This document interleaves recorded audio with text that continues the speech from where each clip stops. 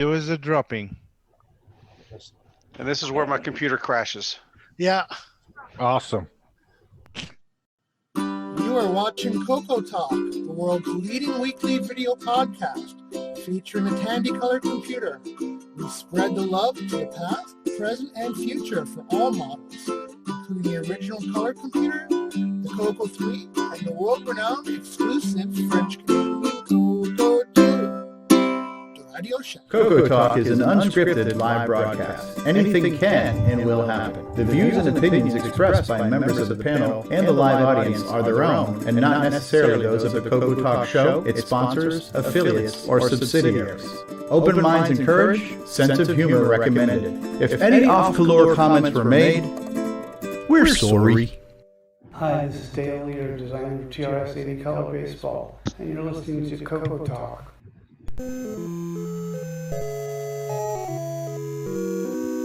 I gotta go through here. The tunnel just in time for me to.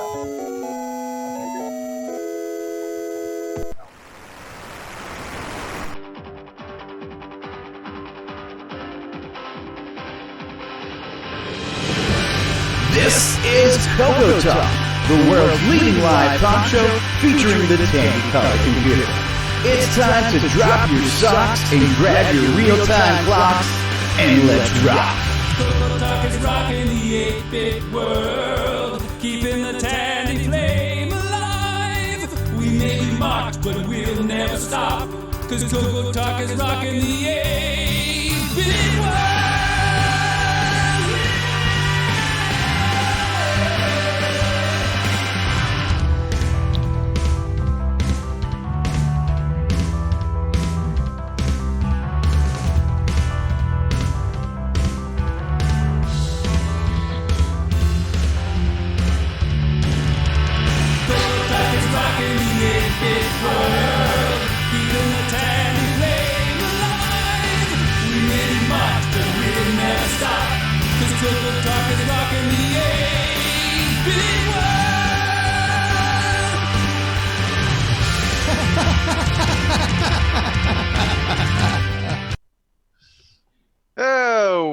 Here we are.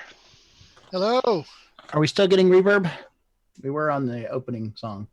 Probably because I had two mics. Well, no, I turned off the other mic, so. Okay. I think this other, the setup I have, I think created some reverb. You sound fine right now. That's because I'm now on my normal. Or cowbell. I was trying to use another mic for the talkover. Are we live? I hope so. We're on YouTube.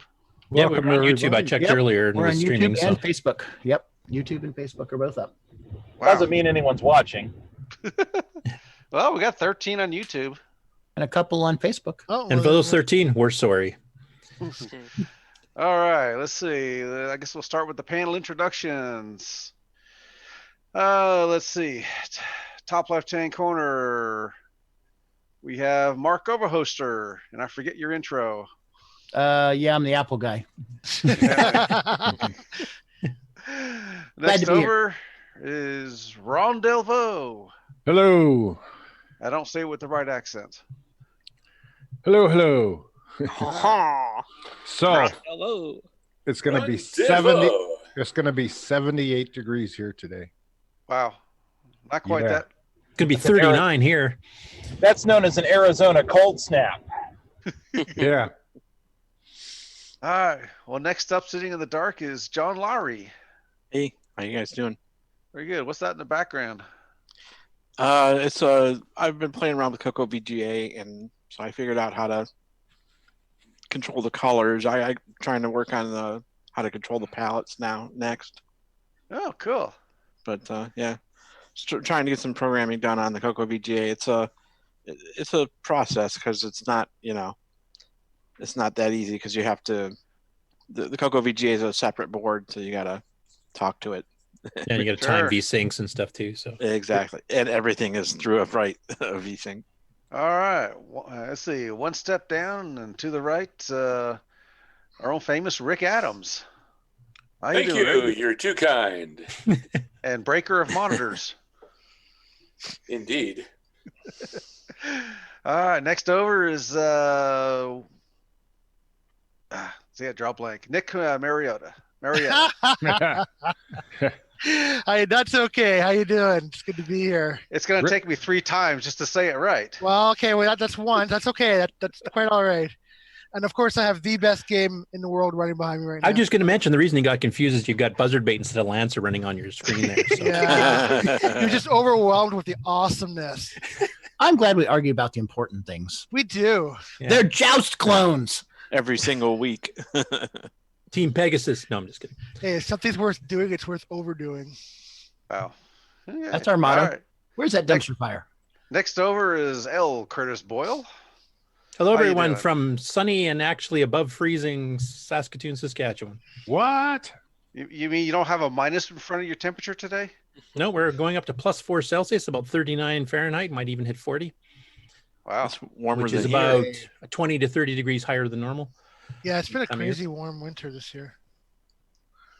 Wow. Okay. Next over is Mike Furman. Hey, how's it going, everybody? Pretty good.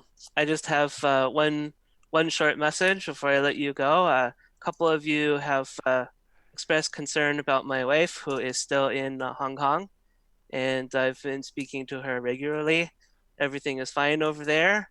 None of my family members are sick, as far as we know, and my wife is still scheduled to come back to the United States on Monday, and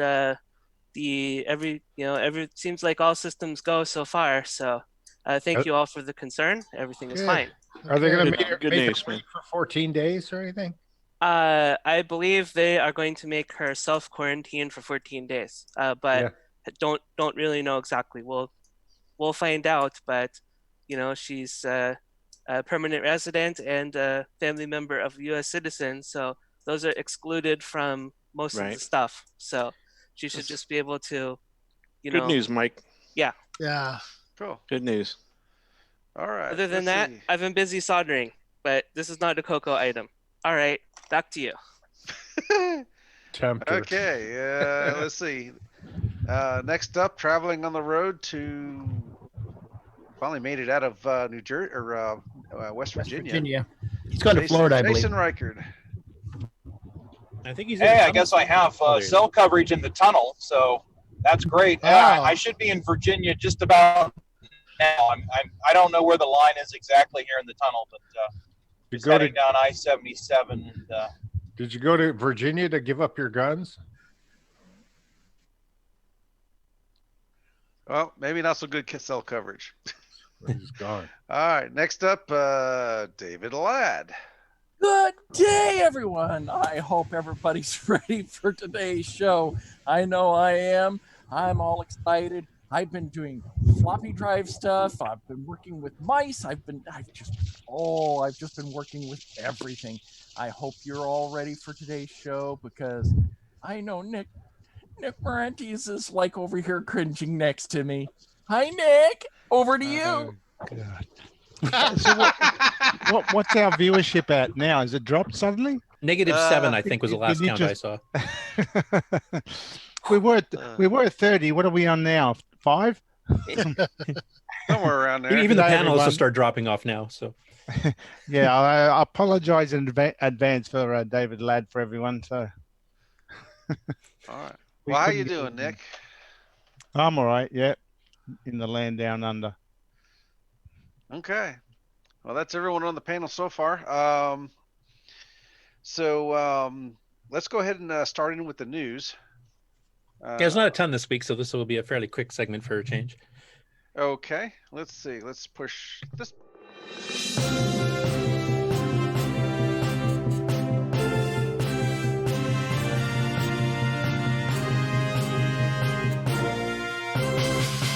And now a Muppet News Flash. Okay. Stop. And if you can unshare so I can share the screen. Okay, you can do it. There we go. Okay. Let's see. Is everybody seeing that?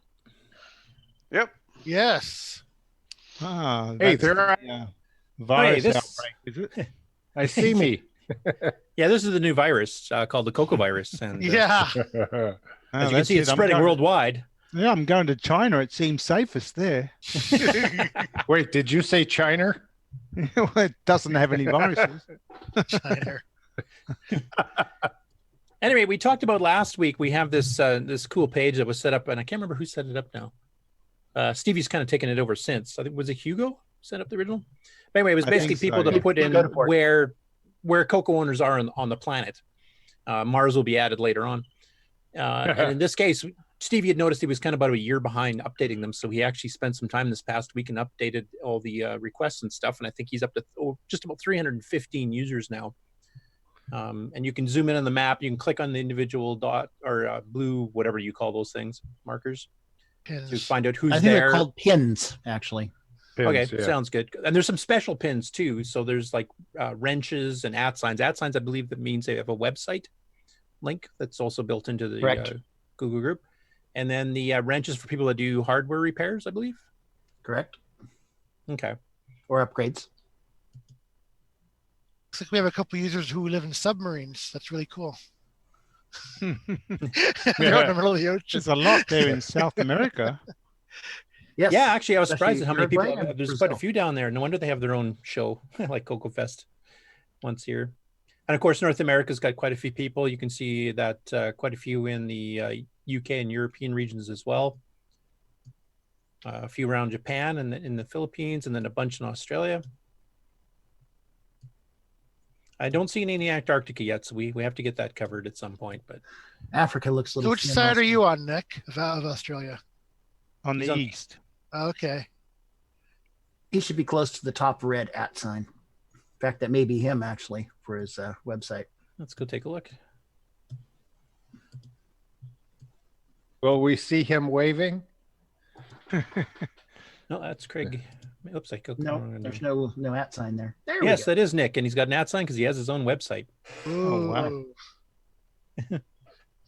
You're Who's imposing. is the other one down south in Canberra? Extructus, Brian. Ah, Brian yes. Joyce. Well, he's the one hosting mine. So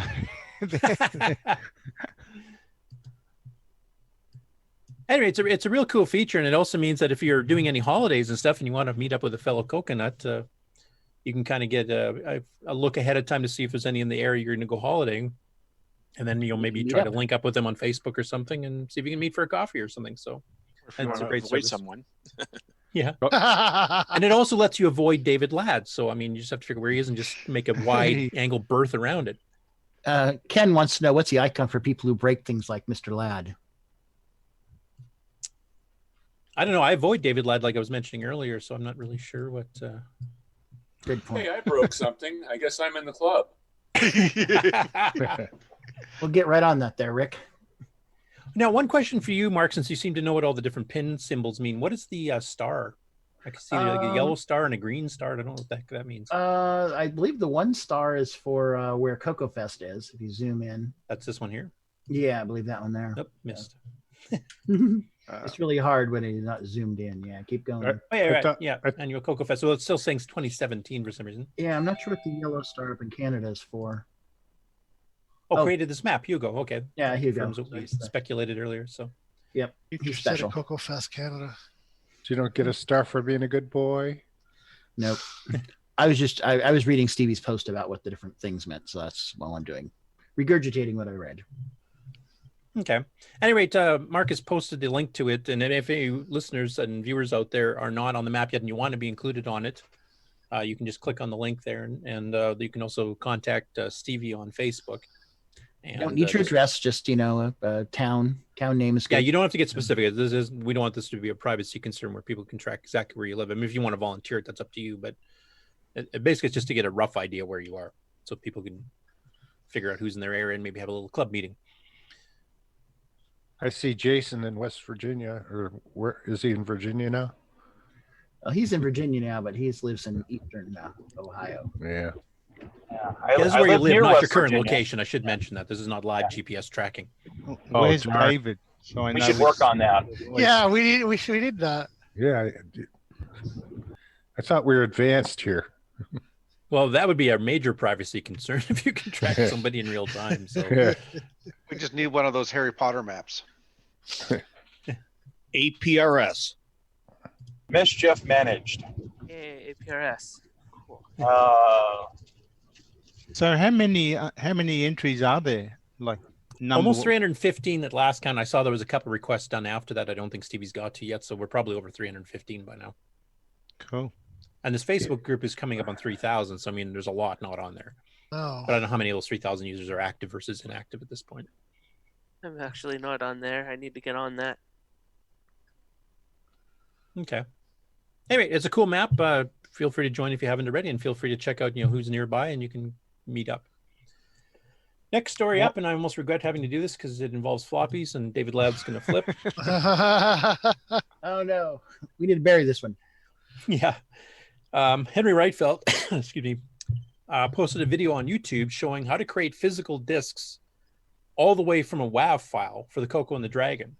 And it's a 6.5 minute long video, so I'm not going to play the whole thing. But basically he goes through how to digitize it and then how to transfer it to an actual physical disc and going back and forth the different things to do that, because it's kind of roundabout doing that type thing. And he does on the Dragon in this particular video. Plays it from his phone. So he, Claude M's it, and then basically he does the peaks and stuff to figure out where machine language program is addressed, so you can save it across. And he also had some tricks, I think he mentioned in the comments too, that on how you can do it for ones that try to load over top of the disk basic variables that are stored from 600 to E00, because generally if you load those things go kind of funky, and it kind of helps you get around that. But it's a pretty informational video, and it actually goes right to the point of getting it onto a physical floppy and then loading it off the floppy to prove that it worked. So interesting video there. Hey, over in the chat, we had a question, as soon as I can find it again, about the map. Mm-hmm. And they're wanting to know if you had to actually own a Coco or be a member of some certain group to get on the map. So maybe we can review how to get on the map. Mark, you wouldn't happen to have the link for the Facebook posting that people reply to get put on the map? And no, I don't think you have to physically own a Coco. I can find it. I believe it was in like last week's notes. So yeah. Okay. I will. As far as qualifications for getting on it, as long as you're running even an emulator or something, like if you're just involved with a Coco or you have nostalgia for it, you're running emulators these days, or if you're running the real hardware, I don't think it matters. Yeah. General interest in Coco is required. I will say that. Because if somebody what a Coco they're going to want to talk. They're going to want to talk about them. Yeah. Coco, I love that hot chocolate drink. And it could be the people that are joining the map and stuff are actually trying to find one, a real Coco too. So it's you might find somebody nearby who's got like 4 extras or something. So you mean a Coco 2 or a Coco also? Yes. What if you want a Coco 3? Nobody needs that. Also, nope.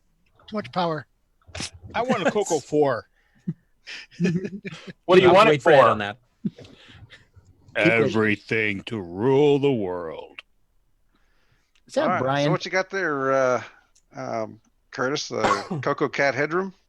I'll just wait to see if Mark found the link. Did you post that up link? I'm looking here from last week's stuff. So okay. Anyway, monitor the chat, and Mark will post the link shortly. Hopefully hey, Curtis, check out that monitor name. Oh. Purely coincidental. It's not an ad from my own site or anything. Okay, the next story here. Henry also posted up a video showing the CoCoCat headroom, and there was some discussion. Alan Huffman was looking for the original Max headroom demo, which I believe Eric Gavrlik did back in '87. Based on Color Max, they did some animated palette stuff to make this Max headroom. If you guys remember the TV show. Oh yeah. And this was by Fred Skirbo, who did a ton of articles for Rainbow.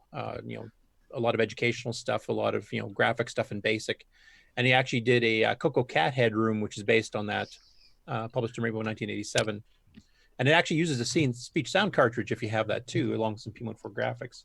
And this is a fairly short video, so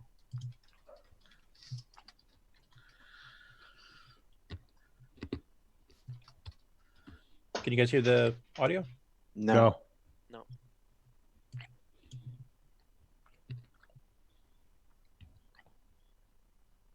Still can't hear it? No. Oh, Can't hear it. Oh, did somebody hearing it now or no? No. Nope.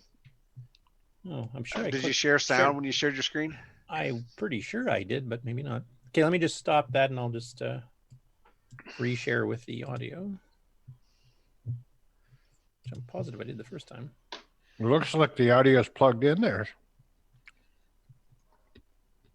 It says here options are not available when multiple people can share at the same time. So I'm not sure. Not sure. I'm not sure where that came from or what it's doing. That's going to cause a problem with some of the other ones too. Okay, Curtis, it's taken care of. Try again.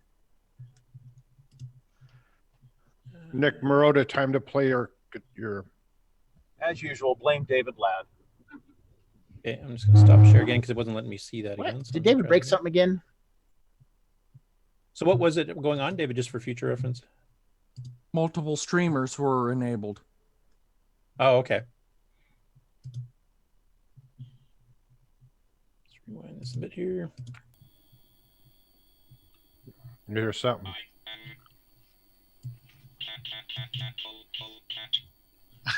Oh, jeez. I take it you can hear it now. A little bit louder. A little louder?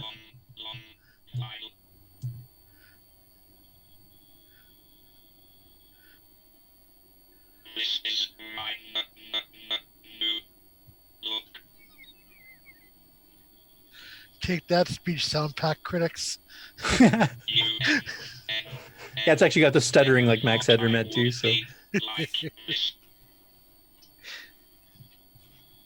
it's a pretty cool little demo, anyway. It is neat. Yeah. It's cute. Anyway, I'm not going to play the whole thing, but yeah, it was published in Rainbow back in '87, so you guys can actually get the file for it off the archive.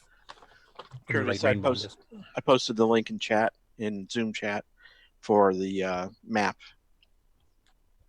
on Facebook. The map. Oh, okay. The map link. Did you post it in general so Mark can grab it and throw it in the chat too? Or? Mark, you should see it. Did you see it in chat? Yeah, I already grabbed it. I just did a search on the TRS-80 group and found it. So okay, cool. Okay, next up. You know what? That cat has a Black Beauty nose.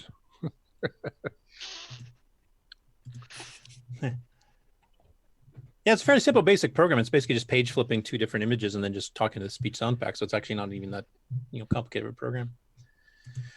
Next up here, Antonio Carlos Jimenez Eli, I'm not sure how to pronounce the last name, shared a link to the high resolution joystick. Oh, thanks.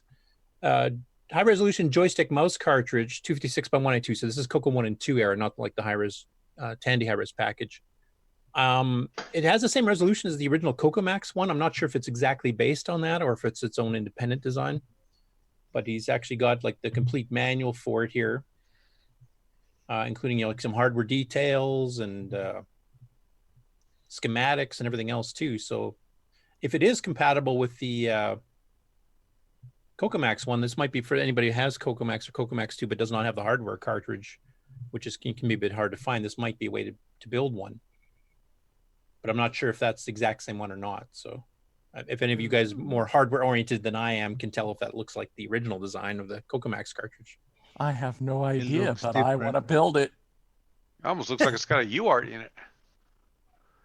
No, Well, that's an ADC. That's an analog it's an to digital. ADC, yeah. It's the same chip that was actually used for the joysticks on the TC9. Hmm.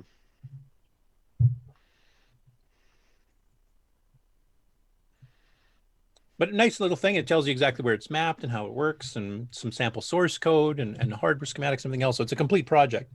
It's not like one of these ones where you just get some hardware and then you have to kind of write your own software. There's some software there for you. So, and I'd never seen this before. So good. It's CoCoMax compatible, the same as the I don't know. CoCoMax? That's my question. I don't know too much about the hardware specs of the CoCoMax one to know. Does that look familiar? David Ladd, get on it. Open mine and take a look. Hey, I'm gonna have to take a look at this one. I never had one of those modules, but this particular device, I think I want to build it. Oh yeah. Hey, isn't FF40 used in something else like the disk drive? Yes. Yeah. But see, the thing is that right now there's many devices that are using FF40. You want to know what? Right now, the GMC uses FF40. The floppies use FF40. The Coco SDC uses FF40. I also believe the Mega Mini, also for the audio and the serial port, uses the FF40 range. So yes, there's a lot of devices that use FF40 range. Okay. And nothing's been broken yet, so we're good. Well, if you have a multi-pack, it's a little bit easier to jerk, jockey around them. But if you try to make a Y cable with a disc controller in this, I'm assuming it would not work too well. That would be affirmative, Curtis. Next up, the Coco Crew is sponsoring a programming contest called Coco Challenge instead of Retro Challenge because it's Coco specific. They've John Linville has ran the Retro Challenge, which is for basically any retro computer. So this one they want running between basically Valentine's Day and April Fool's Day, and they want you to kind of like document and blog your progress as you go, just same as the Retro Challenge. And they have a prize that they're going to be offering, a free dinner with them on Friday evening before the show really starts. Or they can make alternate arrangements for a prize if it's say for example you win and you're not there till too late in the day or something like that, or you can't make it to the fest. So if any of those a new car. One of Nick's Ferraris or something. Yeah. Reach into the drawer of Ferraris. At any rate, if you're interested in doing that type of thing, I don't mind doing programming stuff. I mean, I'm busy with Nitrous 9 Ease of Use stuff. But in my case, I'm not really good at blogging and documenting stuff. So as anybody who's read the documentation for EOU has probably already figured it out by now. So, but if you're good at doing that kind of stuff, then it might be a fun project to do with a little bit of a prize at the end of it. Next up here, Diego actually has he's got his own channel on YouTube, and this is a kind of learning how to use VCC to emulate a Coco 3 and how to set it up and how to do certain things and stuff like that. But it's actually done in Spanish. So for any of our listeners that we were looking at on the map earlier from down in either Europe or in Spain, or maybe in some of the countries down in South America that have Spanish. United States. Oh yeah, California some States too. Yeah. Texas. But anyway, he actually goes through and kind of does explanations, and I don't understand Spanish, so I can't really tell if he's telling the truth on any of this stuff or not. But can you guys hear that? Yeah. Can anyone understand it? He said cassette. I heard that. And program. I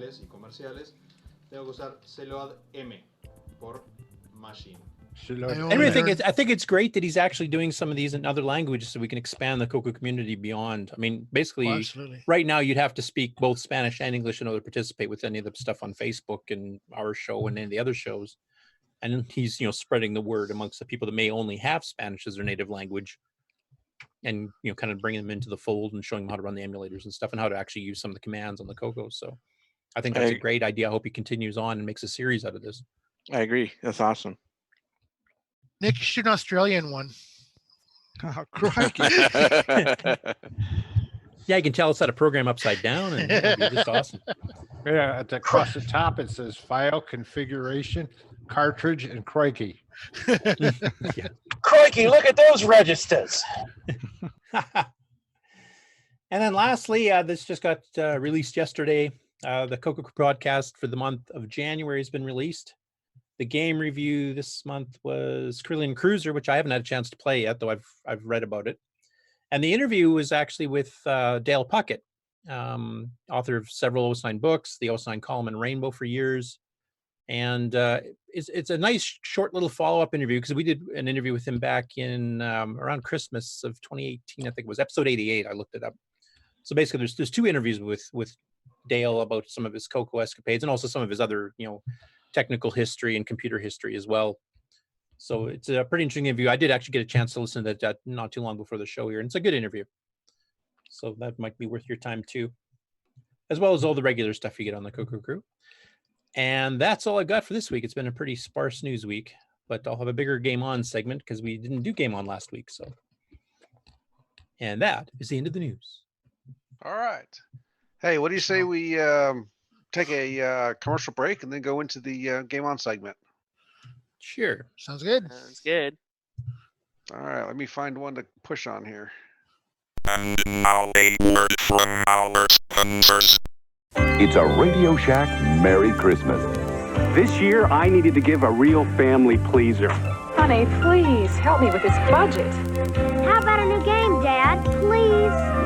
And I found it. Radio Shack's Color Computer 2. On sale for just $99.95. It entertains, educates, manages. It's expandable and affordable. Now that really pleases me. The Color Computer 2. Sale priced for Christmas. Only at Radio Shack. Hi, this is Antonio Jimenez, author of such projects such as the Stevie Throw Devil and the SD Pack, and you are watching CoCoTALK. 3, 2, go.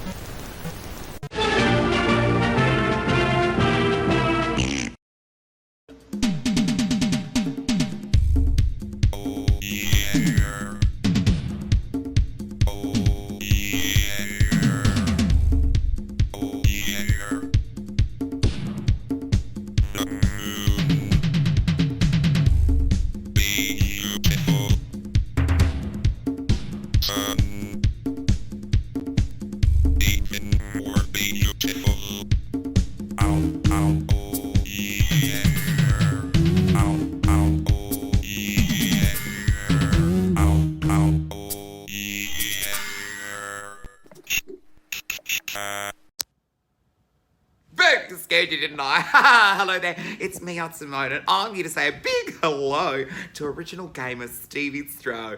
I don't know if that's how you pronounce your name, but I tried regardless. So if it's not, please insert the proper way to say it now. Now, I hope you're having a fabulous time. Hope you're having a fabulous new year. Season's greetings, all the above. All the way from Melbourne to you, my darling. And congratulations on your talk show, CoCoTALK. Oh my God, that's so exciting. I don't think I'd ever be good at a talk show. I just don't have anything ever to say, ever. Just can never think of things to say. It's just just no words ever come out of my mouth. It's just very embarrassing. It's just silence all the time. My darling, I hope you're having a fabulous day. From me to you, bye. Radio Shack, America's technology store. Right! This Christmas, Tandy has a very special offer. A family color computer pack to take away at a very special price. This family computer comes complete with software and costs an incredible $449, a saving of $241.69. It's powerful, educational, and ideal for the young and young at heart. The easy way to start computing. The Color Computer Family Pack from Tandy. Get it while it's hot. Tandy, the biggest electronics store in Australia. Hi, this is Sean Wheatley, and you're listening to CoCoTALK with the original gamer, Stevie Throw. We're traveling through a dimension both of sound and ideas. We're at a place where the mind can comprehend and devise a solar radio, a wireless transmitter, measure time and light. 65 electronic projects brought to reality with this science fair kit. Astonishing? Perhaps, but you can find it for Christmas for $17.95 in a place that's known as Radio Shack. Radios, stereos, recorders, everything in sound. We now return you to CoCoTALK. Now I know why that one's number 8 in the rotation. Why? That was cool. Were they really playing the Land Down Under as the background music to that Australian ad? Yes, they were. Yeah. The Muzak version, but yeah. That's amazing. In the original broadcast version they did? No, it No, wasn't. that's right. That's what I thought. No, it was added in by Steve. Yeah. Oh, okay. It goes well with it, though. Yeah. All right, let's see. Stop some share and let's do, whoops, maybe not quite just yet. I still have a love-hate relationship with the whiny kid and whiny wife Christmas commercial. All right, we ready for a game on? Sure.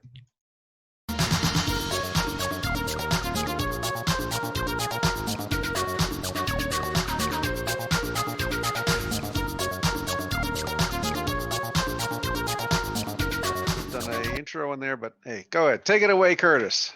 Welcome to Game On. Is that good enough as an intro? Yeah. I reckon David Ladd does a better job. Oh, of course. All right, everybody, and welcome to Game On. And now, your Game On host, Curtis Boyle. Yeah, that's pretty good. That's not bad. Yeah, not too He bad. is hot. What Yeah, are David our is. viewer numbers now? Have they gone down yet? Okay, we didn't do a Game On last week, so there'll be a little bit more than there was in the news this week for Game On. The first one here, Ken, brother of Jason, who's on the call, I think still, posted a link to the video of the history of Zaxxon, which goes from the arcade games to the home ports as well. And the Coco is mentioned here, and I've got it just queued up just before the Coco part. So right now we're on the Tier City Model 1 and 3 version, which, can you recognize Zaxxon out of that one? Oh, yes. The Coco. I mean, 1 it's impressive version. they tried, but Yeah, yeah. That's what I was thinking. It's like, man, somebody had a lot of, like I'm going to actually tackle this with a Coco. It or could the use some Model 1. imagination. Can't even see it with the squint. It's like, what? It's a little better when it's in motion. Yeah, a Back in little the bit. day, you loved it. Doesn't matter. Nick Randy, since you actually had a Model 1, what was your impression of the Zaxxon? Yeah, exactly what you said. It's a bit hard to see the actual game. It is better when it's moving, though. But yeah, it's a little bit. It was an adventurous attempt. Yeah, it's one of those things like you how do they word it? Well, considering the Coco 1 had no graphics, they managed Well, to get a it couple of did. graphics out of it. That They're was just really it, what low you're res, seeing there. 128 by 48 or whatever it was. Yeah. Yeah. It was ambitious. It's one of those things that, was done, but maybe it probably shouldn't have been. I guess. I don't know. To be program honest, it's not bad considering the hardware limitations. It's actually Yeah. it's pretty impressive they managed to pull it off as well as they did. The programmers of this game wrote a lot of good games actually on the Model 1. This was, I think, their last one. Yeah, it was a bit adventurous, but But you don't know till you try, so I give them Yeah. props for that. but it is better when it's moving. Better than I could do. So play the video and we'll see. Okay, well, I'll back it up just so you can see a little bit of the Model 1 here, Yeah. and then it'll segue into the Coco version. The speed of the game is very close to the arcade game and the playability is good. They also released Zaxxon Yeah. for the Coco or TRS-80 color computer. Now this is much better with nice detailed backgrounds and sprites. The playfield looks a little narrow to me, but other than that, everything is very true to the arcade game. The sound effects are good with a nice use of explosions all throughout. Playability is good and reminiscent of the arcade game. The Coleco Atom personal Anyway, they go through a whole bunch of different home console versions of it and home computer versions of it. Some of them they weren't too impressed with. Actually, the Coco got one of the better ratings Yeah. for some of the older ones. So definitely a video worth checking out. Steve Bjork for you. Yeah. Next up is a game that was released a long time ago, but finally made to the Coco archive just this past week, called Indiana Jim. And it's a graphical adventure game, but with a fairly unique looking joystick mouse interface. And it's Coco 1 and 2, so it doesn't require Coco 3. But you can see all the icons here on the bottom. So you got some movement icons, go up and down stairs, so, type of thing. But then they got a bunch of other icons. And I don't even know what half of these do because I haven't had a chance to play the game yet. It kind of reminds me of Interbank Incident, except it's got a lot more icons than Interbank does. But they did really good use of the artifacting colors and using the cross-hatching to get kind of yellows and purples. And it says it's PAL. Well, his emulator's running in PAL. His emulator is, yeah. Nice graphics, though. Yeah, now the graphic in the upper left here, I'd have to go back and check, but that really, really reminds me of Mark Dada's Black Sanctum. I'm wondering if they actually lifted some of the graphics from there. The trees and the clouds just look really familiar. I'd have to go compare them side by side, but it wouldn't be the first time that people have, borrowed. There's some full screen pictures there too, where you don't have the icons on the bottom. Like I said, I haven't played the game. If Bryza was on here, I'd ask him like what it plays like. Do you do certain thing and then all of a sudden it goes to a full screen image to show you what's happening and then back to the interface version of the screen or not? So has anybody here on the panel had a chance to try it yet? First time I've seen it. I saw the post on Facebook, but I haven't played with it yet. Okay. It does look promising. I'm going to try to check it out this week. So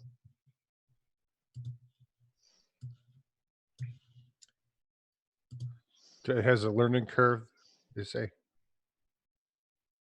well, unless you can find the directions, I'm not sure what all those icons do. I know what some of them do, but not all of them at first glance.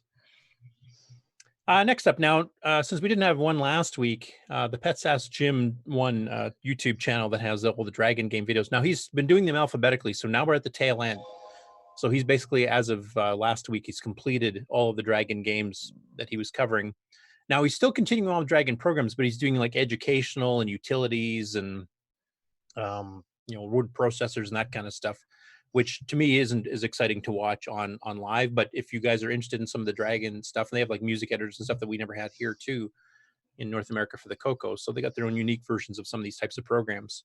If you're interested in that kind of thing, then just hit his YouTube page, because he's still actively doing those even today, and he'll probably be going for another week or two on those. But back to the game ones.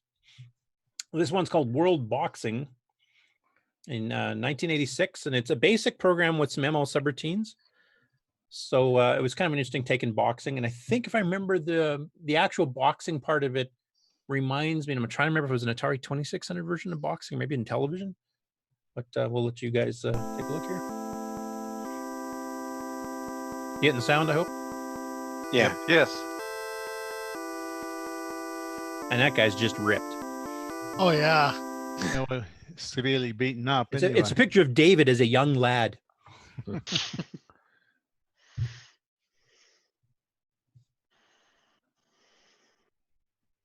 We'll skip the 1.5 minutes. What's a UDG? Underground, what? I have no idea. Something graphics.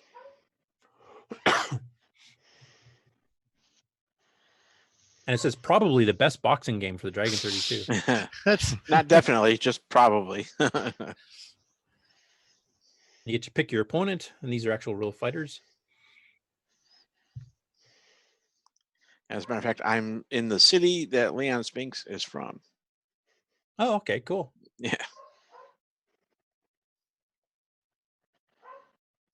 And apparently there was a joystick version and a keyboard version, so he's playing the keyboard version in this particular case. And I don't think he ran the double speed poke. I don't think he really knows what it is. So Jeremy Landry says, humble brag, probably. That was your referee. It's like a top-down. Oh, is that the Atari? Yeah, that looks like the Intellivision one. Oh, is it in television? That was Atari. That's what I was trying to remember if it was the 2600 or the Intellivision. Maybe both. Well, they might be both the same.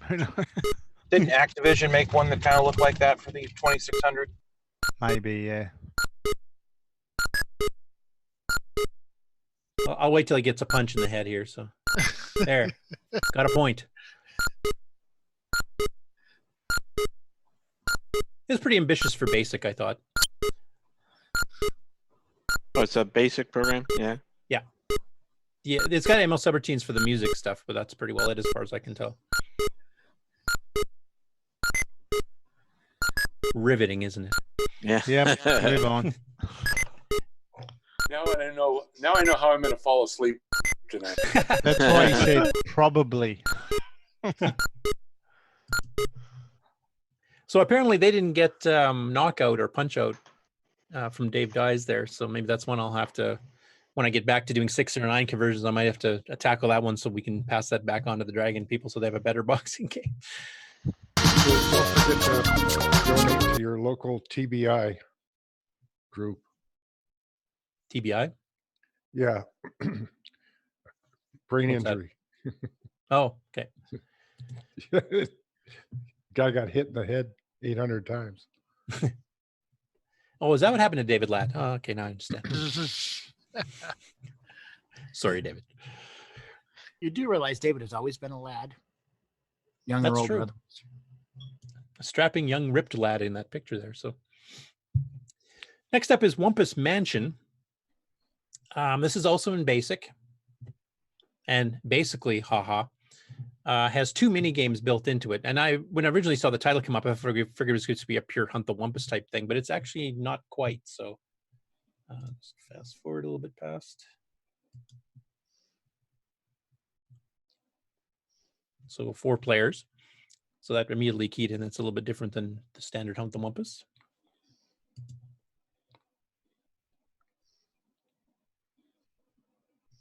Oh, it's in a hotel. Yeah, this is Coco Fest, and Do you have an elevator portion? yeah, Where's the heron? Stuck in an elevator. That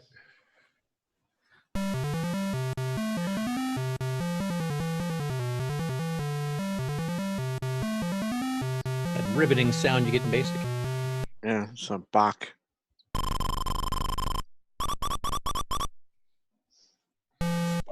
Tingling special effects.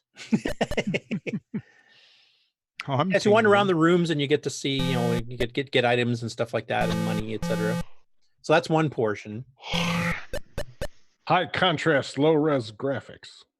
Yeah, it's almost as good as Digital that to song. analog converted sound. And I'll fast forward to the graphical portion. Ooh.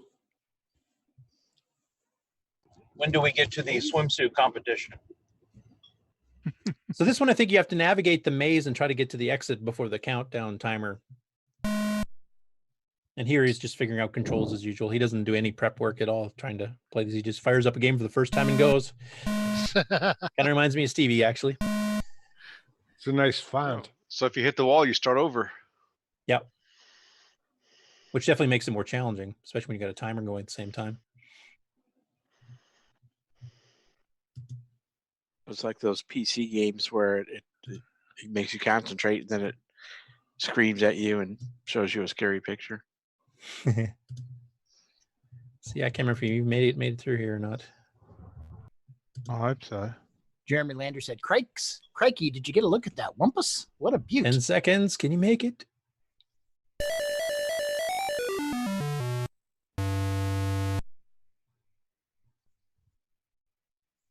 I'm assuming you lose money when you run into the walls and have to restart. I'm assuming that's how that game mechanic works. Anyways, an interesting basic game back in 1984. Next one up is Zorak the Conqueror. It has a nice little loading screen. That's one thing the Dragons seem to have a lot more of than we did in the Coco. We had some that had those semi-graphics loading screens, but it just looked like just about every Dragon game had that. It said converted, so was there like an Yeah, this might have been original for ported from the Spectrum or something. Some of the other British computers that were out at the time. There's quite a bit of cross-pollination between them all.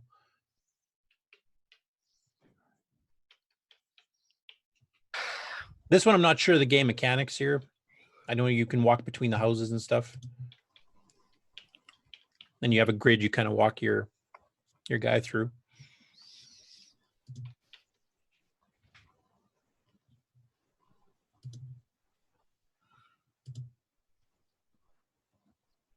I guess he died or something there. I'm not sure.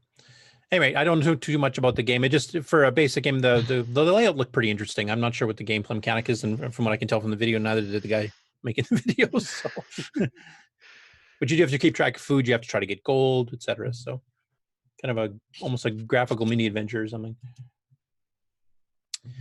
Next one up after that is Zotoka. Now, this is a two-part. There's one program that loads in that give you the instructions, which are fairly detailed, and then there's the actual gameplay itself. And if any of you guys have ever played games like Prickly Pear's Viking or Erland or Castle Grey Moon from Computer Shack / Mictron, it's one of those simulation things where you're trying to do food and try to increase your population, and you can go to war with other people. So this is a Dragon unique version. I'm not going to go through the directions because there's a ton of them. It's kind of almost a simulation. And Paul Lawton did some other games, and I'm trying to remember, was he one of the authors of Fire Draka for the Coco? Can't remember if that was him. Might have been a different guy. But I think he's written some other stuff too. I took a Toka on my Zoka. Like I said, I don't think he's actually running the double speed poke on some of this stuff here, but now most of the games that did this type of simulation usually were just pure text based. They might do a little map to show the size of your kingdom and how many castles and various things that you have. This one actually did it in full P Mode 4 graphics, which was a bit more unique. But basically, your goal is to increase the size of your kingdom and to increase your population, and then defend yourself and make sure you can feed everybody and make sure the grain doesn't get eaten or stolen or whatever by rats, etc. So it's a simulation, sort of like a very early, Sim City or something along that line. But I hadn't seen one done graphically before on the Coco, so that was kind of interesting.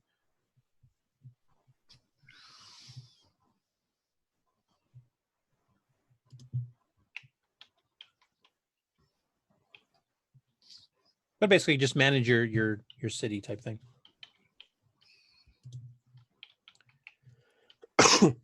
Now, the next one up here is called 6809 Express. I will play a little bit of the intro music, and then I'm going to fast forward ahead because he was having problems playing this game. I don't know if he just didn't figure out the controls or if the game's corrupt. So I won't play too much of the actual gameplay.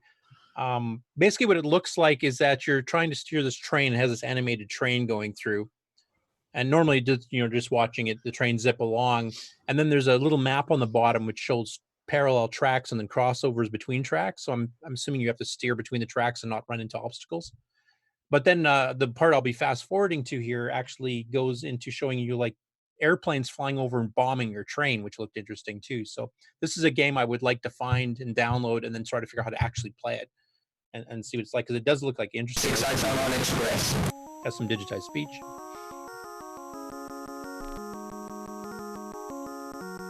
Some multi-voice music as an intro. And let's see where I fast forward to.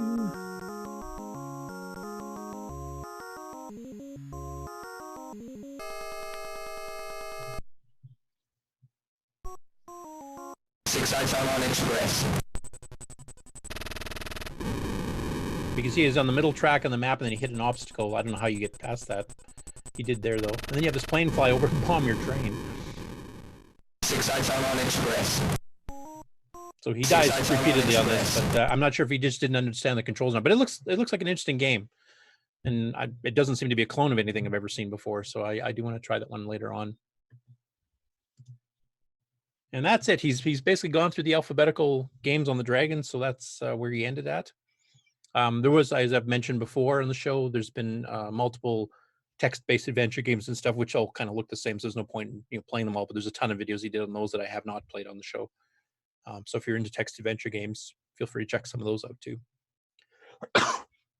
And I think because I've been helping Paris Surratt port some Coco games to the Dragon, I might try to do some stuff the other way too and take some Dragon games that maybe the keyboard matrix is set up wrong and actually fix some of those later this summer or something like that, and see if we can get some of the games over on the Coco side of things to try. So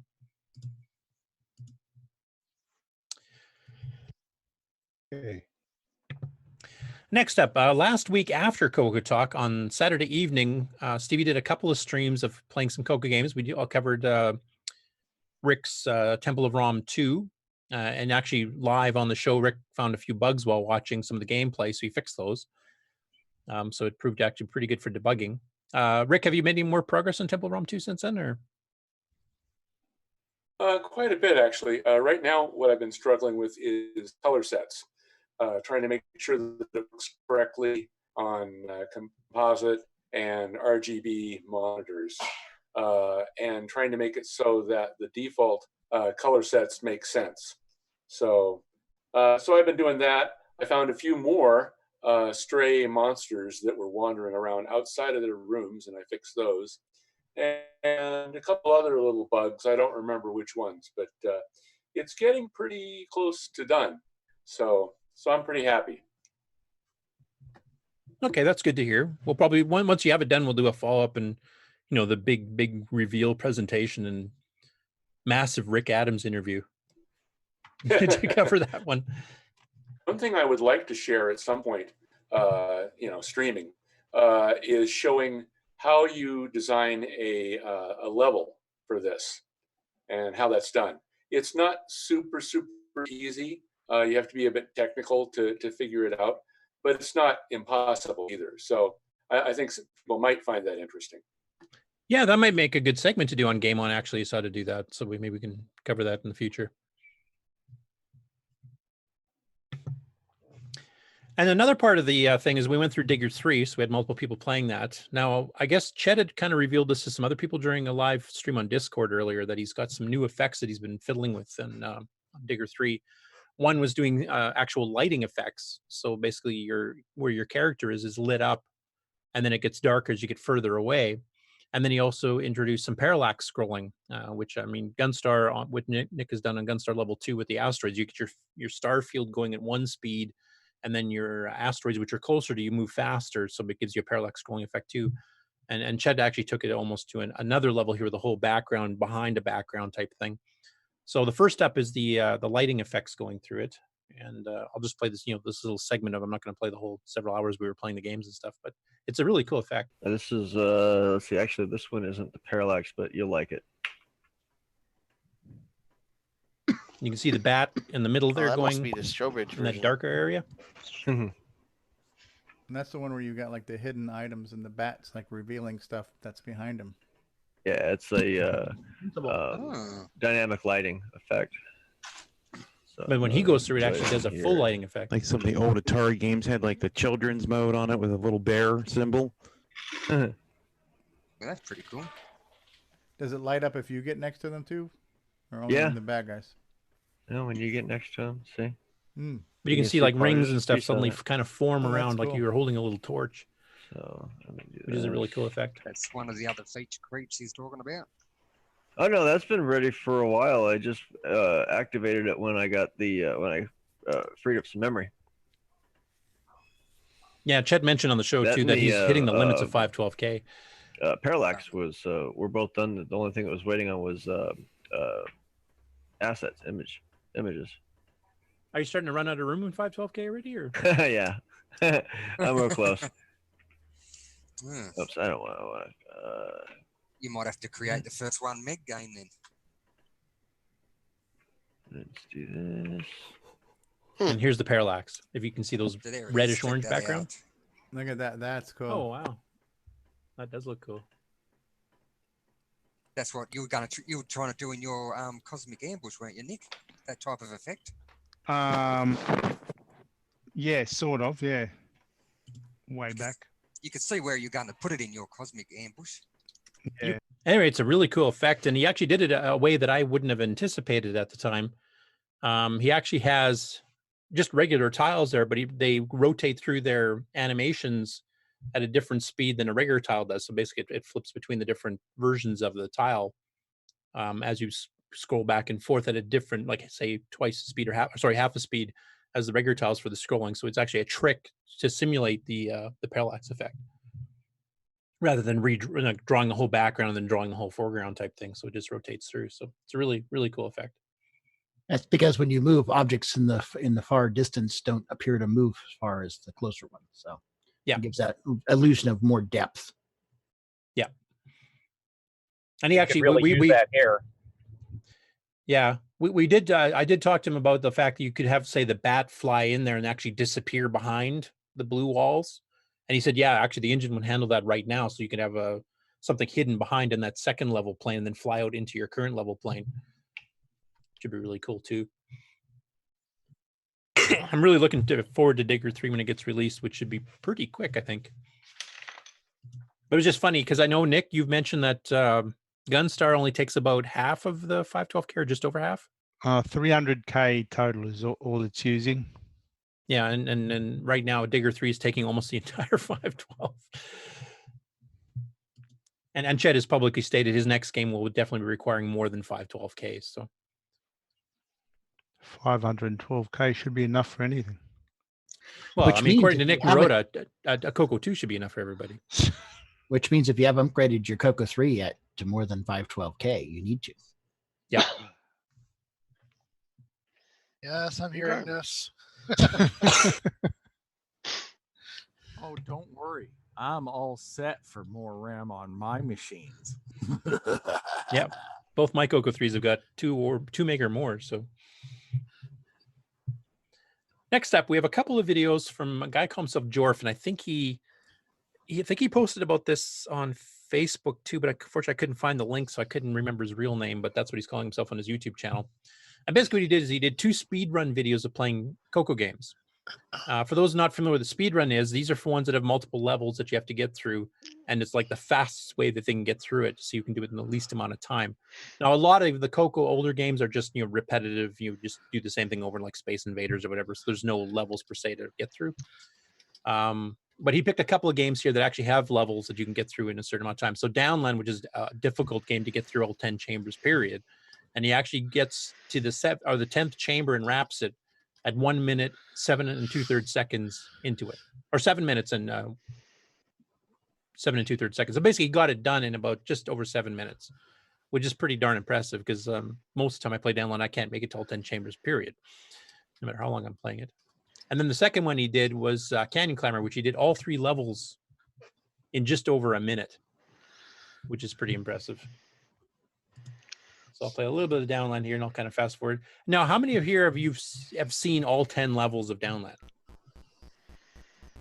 I think I've seen them, but I don't think I've seen them completed.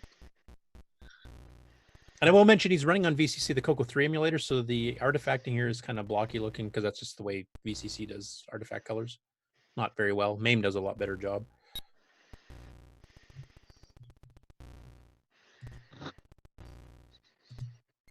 So there's chamber 1. And of course, the way Downland's set up, you have to skip back and forth between chambers to get keys. So it's not, you just go through a contiguous chamber numbers. There's chamber 2. Back to chamber 1 to get a key. Oh, a key you have to unlock in chamber 2. Yep. And here's chamber 3.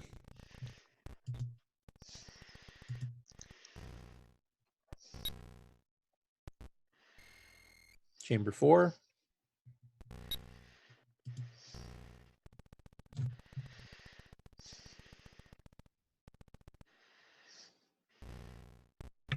He's got his jumps down really good too, I have to say, especially with those ones you bounce back and forth. Back to chamber 3. Back to chamber 2. Chamber 5. This is usually about the limit I ever got in the game on most of my gameplays.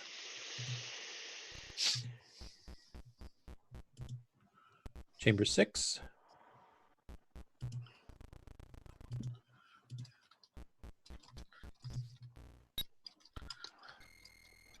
Back to chamber 1.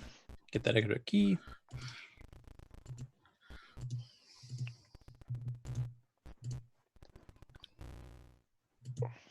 It's a lot of backtracking. It's almost an adventure game to try to figure out how to get everything. Here's chamber 7.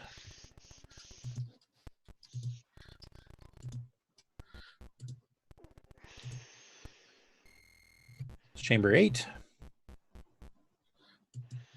Just kind of an acid drop hell.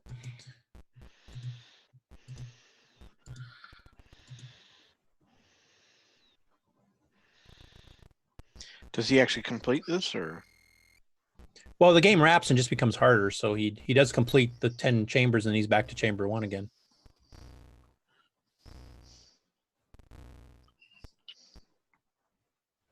Oops. A quick and dirty way to get back. And then he's wrapped back to chamber 0, where you have way more acid drops. And then later on, they actually start putting the acid drops in a lot closer on the rope, so you have to kind of like hang off the edge. Yeah. And here, this I think quite a few people here on the panel could probably do this on the early levels of Canyon Climber, which is to zip through all 3 levels in, just over a minute.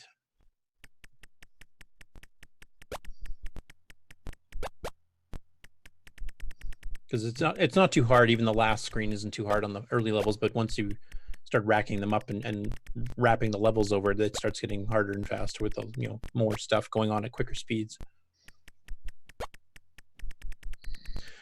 Now, I think Stevie had mentioned at some time during the week he was thinking about trying to figure out some other games that might be good for speed runs, and I thought that'd be a good suggestion here from the panel to maybe have a bit of a competition. If we do another evening show or even at the fest or something, to see who we could get for the fastest through multiple levels in the game. And I mean, I don't know too many other games that actually have levels. Like Cashman might be one, though there's like 45 plus levels to get through. So I don't know if that would be doable as a speed run thing. But is there any other games you guys can think of that would be subject to this type of a speed run type thing. Coco 1, 2, or 3 games. Like Donkey Kong type games. Yeah, or Donkey Kong Junior Junior's Revenge, etc. I mean, there's also speed runs that are when you complete a game, so you could do something like Pitfall 2 or something like that. Yeah, that would be another one too. I mean, those are a bit longer speed Zaxxon. runs, obviously, but Jeremy Landry says Digger 3. There you go. Can we do buzzard bait versus, Lancer? There you go. yeah, there you go.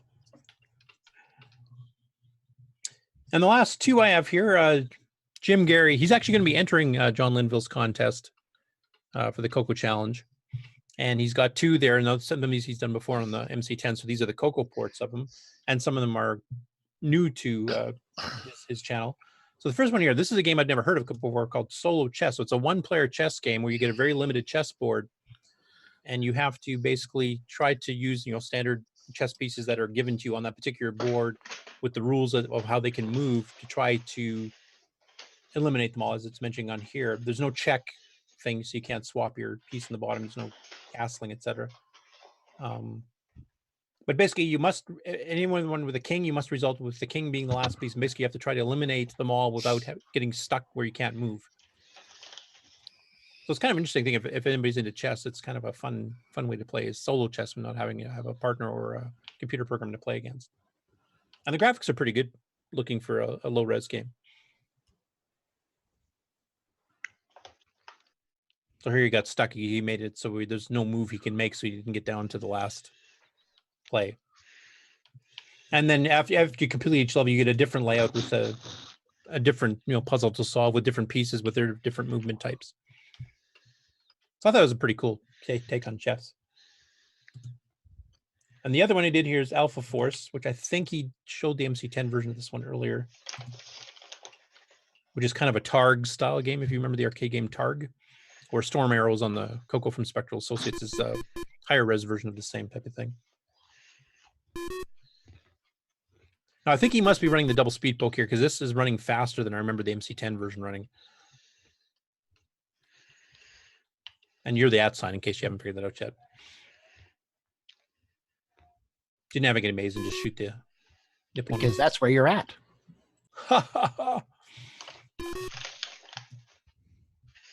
And he does the color changes between levels. And that is the end of my portion of Game On. Now, I don't know if Nick or anybody has any other updates for gaming stuff coming up that they want to share. Nah, nothing from me. Oh, there's been suggestions in the chat for Leisure Suit Larry. As a speed run. Actually, that's not a bad idea. Those are finite games with endings too, so that would work. Or Quest. The aardvark game? No, like Space Quest, I think is what he's talking about. Yeah, Space Quest. Oh, okay. Poltergeist.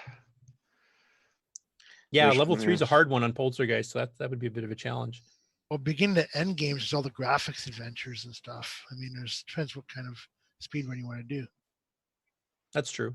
There's all Quest the for Margita Felda adventures. might be one too, though. I've heard some people say there's bugs and you can't complete it, but I haven't played it for long enough to find that out.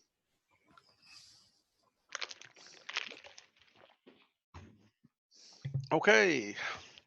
Shall we take another commercial break and then projects and updates? Sure. Sounds like a plan. It's good. Make it so, number one. You are watching CoCoTALK, the world's leading weekly video podcast, featuring a Tandy-colored computer. We spread the love to the past, present, and future for all models, including the original color computer, the Coco 3, and the world-renowned exclusive French-Canadian Coco 2. The Radio Shack. CoCo2, c'est le coq champignon, des micros et dans le pion. Pour le jeu, il n'y a pas d'apprendre, les études, c'est pas bizarre. L'expansion, il a ça, les commandes, tu vas voir ça. Notre Coco est programmable, pour tes cours, c'est bien serviable. CoCo2 de Radio Shack, ton affaire est dans le sac.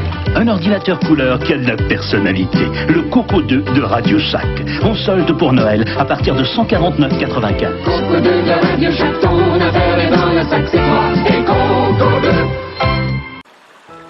And now, Coco Thoughts by Samuel Gimes. What's that doing in there? It might be the CoCoDo one. So, Keep going. Well, you It know might what? be the- That does remind me. There is a new Coco Thoughts. Why don't we go ahead and do that? And now, Coco Thoughts by Samuel Gimes. I wish I was on my way to Florida right now. That would be a switcheroo. Tell me why. Wrong button. That seems like that was thrown together at the last moment. Very topical, though. Actually, very topical. I have to add something here. Like an ointment. I just found this on the Coco list. A guy in the San Francisco Bay Area, so this might interest you, some of you people out there, is selling a bunch of Coco-related hardware and software, including Fexter Manual, Temple of Ramen Original Manual, Dungeons and Daggerath Manual, Zaxxon Manual, Flight Sim 2 Manual, Typing Tutor, Radio Ball, Where in the World is Carmen San Diego, Color Computer Deluxe Joystick, some of the Coco 3 programming reference guides and disk basic system guides and cassette manuals and a bunch of other things. And he's is Dublin nearby San Francisco Bay Area? For those of you who are there. Yes, there's a Dublin, California near here. Okay, I'll just briefly share this here. He's actually put it up on Craigslist. I'll put the link in YouTube chat too. Hey, Mark, Since this was just posted, this should still be active. So, Mark B, there's also new Joey and Coco. Okay. Okay, let me just get the screen over here. Share quickly. Oh, you got to shut the sharing thing off so I can share quick. All right. Let me get there. Okay.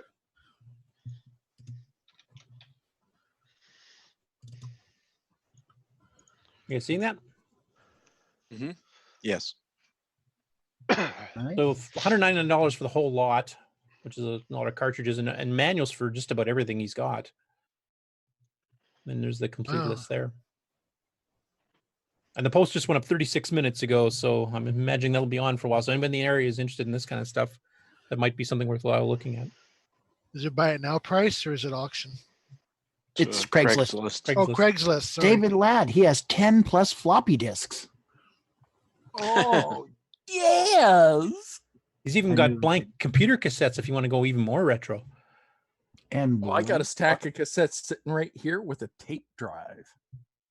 Assorted cables. There's another one for manual. Ooh.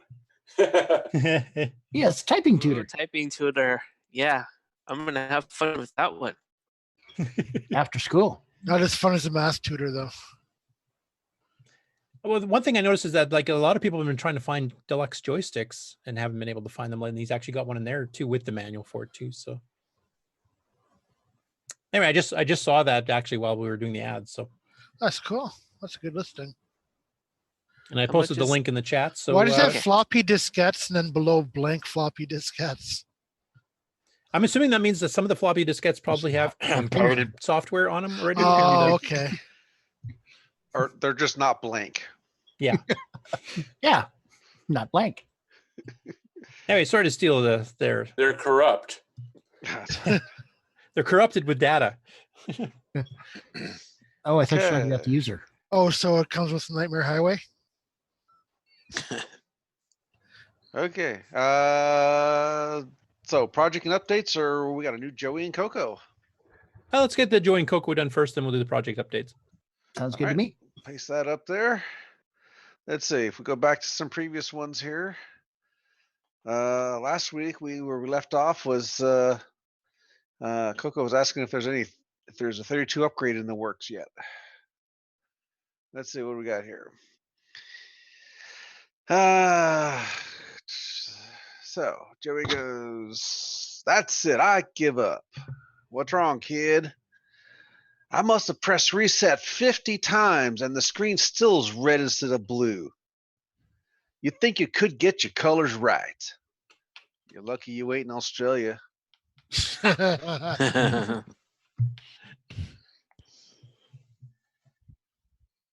All right. Good job. I think you did that one just for Nick. I have had cases where I hit reset like 30 times. It's ridiculous. Yeah, that always sucks. I know it's random. Like I know it depends on which side of the clock it falls, but it doesn't seem random sometimes. So, Mister, you only need a Coco 2. Doesn't want to do the F1 reset with a Coco 3. Oh, did I say that? No, you misunderstood me. Famous last words. I meant it's fun. I love it. It really brings back the 80s. Okay. I don't know, maybe it was just me, but I got it kind of down to a fine art. If you hit a quick click on the reset button a couple times and it didn't work, you would hold it down for approximately 2.5, 3 seconds, and then always switched for me. So it wasn't that That difficult. sounds familiar. I seem to remember doing something very similar way back when. Yeah, you could kind of figure out the timing. Plus, if you were booting up like a text screen and then loading from disk as opposed to a cartridge, you could tell with the way the text came up. There was a thicker version of it that was the blue, and if it was a thin-looking text, then it was the red. So the text actually changed a little bit too. So I could tell when booting it up which color set I was in. Okay, good. I wasn't the only one that noticed that one. Then that's good. Okay. Project updates and acquisitions and general bragging rights for whatever you've done in the past week. Well, I have a little bit of a kind of an update,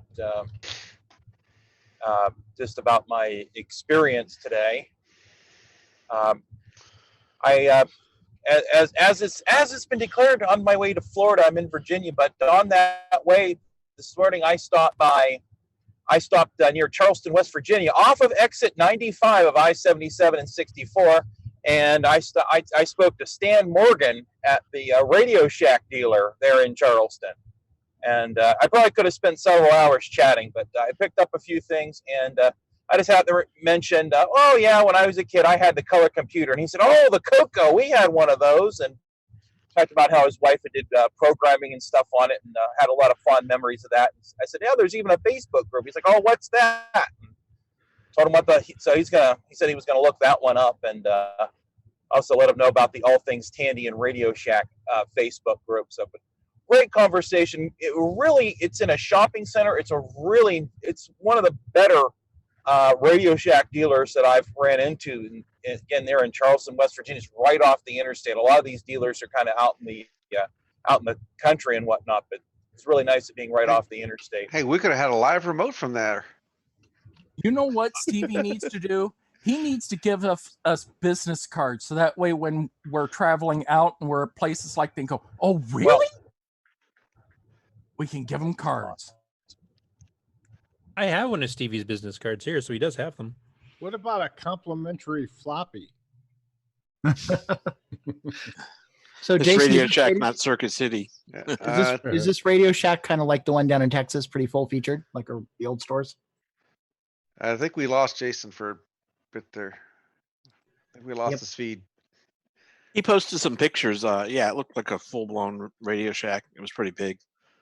It's on the Facebook. He's been posting pictures on Facebook all day, so just go to Facebook and take a look, and you'll see. Did he post the guy's name that he was talking to as well, or? He may have. I didn't look. Because it'd be kind of cool to keep an eye on the Facebook group if he does show up and joins the group, that we can, fast track his approval and then start talking to him, maybe arrange an interview or something. It's such an arduous process as it is right now.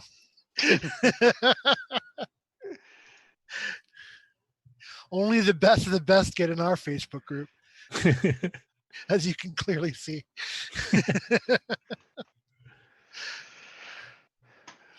Well, they let Stevie in, so that says something. He was grandfathered in. Anybody else have any project updates, etc.? Yes, I'd like to make a statement. Okay. Go ahead, Brian, Music Man Schubring. Will it be Coco related? Didn't he just make a statement? Yeah, it was Coco related, but oh well. Well, here's the first one. I've got a mental Coco. A metal? Mental. Coco? Mental. Is that a PC case back there?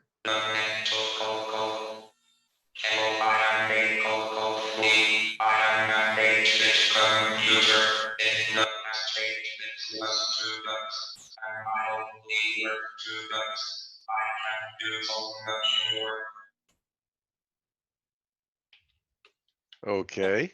As with most speech-bound pack stuff, I didn't really understand most of what it was saying, but I think it fell down the well. Timmy. I heard something about I am a Coco 3 or something along that line, and after that, I have no idea. Can you translate, Brian? Hello, I am a CoCo 3. I am an 8-bit computer. In the past, 8 bits was 2 ducks, and I only worth 2 ducks. I can do so much more. He only works for $2. Is that what he said? No, 8 bits is worth $2. Well, Such as the introduction of the mental cocoa. I Sounds had like- a dream. A special person needed me to say Nick Malta. Nick Malta.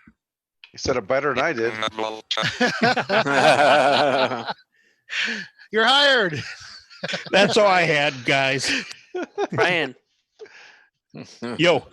did you see my video that I played on here last week? Yes. I remember it. Asking Brian. Yeah, I vaguely remember it. You should go watch my video. It's a comment on last week's show on Facebook. Should be the first comment on there. Also have it on YouTube. All right, I'll find that. Anybody else have any project updates? Acquisitions? Yeah, I can give a few notes. Okay, go ahead. So, I've been pretty busy over here last week. I participated in, I think it was Saturday's evening gaming stream. I also repaired a CoCo 2, which needed a diode replaced. I repaired my, where is it now? Craft joystick. It's not, there it is. This craft joystick here, which it's not the Tandy one, that's for sure. It's gray. Pretty sure it's from some other computer system. Oh, okay. But the grommet on here, I had to take it apart and unsolder the cable. This grommet was gone, so I fixed that. What DIN connector or what connector does it have in the end if it wasn't the CoCo one? It has a CoCo connector on it, but I think it probably didn't have a CoCo connector originally. I also see it's got a little block where the second button went too that the Tandy ones didn't have, if I remember. Like the single button That's Tandy ones, I don't correct. think they had that little square piece where the second button went. Right. Yeah, Tandy ones may not have had this, but I don't know. Gray one, maybe it was Apple or Commodore or something, but More like it works fine IBM on the probably. CoCo with the correct cable. Yeah, the Apple ones are beige, kind of like the Tandy ones, because I gave one to Stevie for his Apple IIc. So yeah, what else did I do? I've been doing some non-CoCo stuff as well, just general retro things. I worked on the ZX81 that I have. I'm working on some repair work on Commodore 64. So yeah, I've been pretty busy in the last week.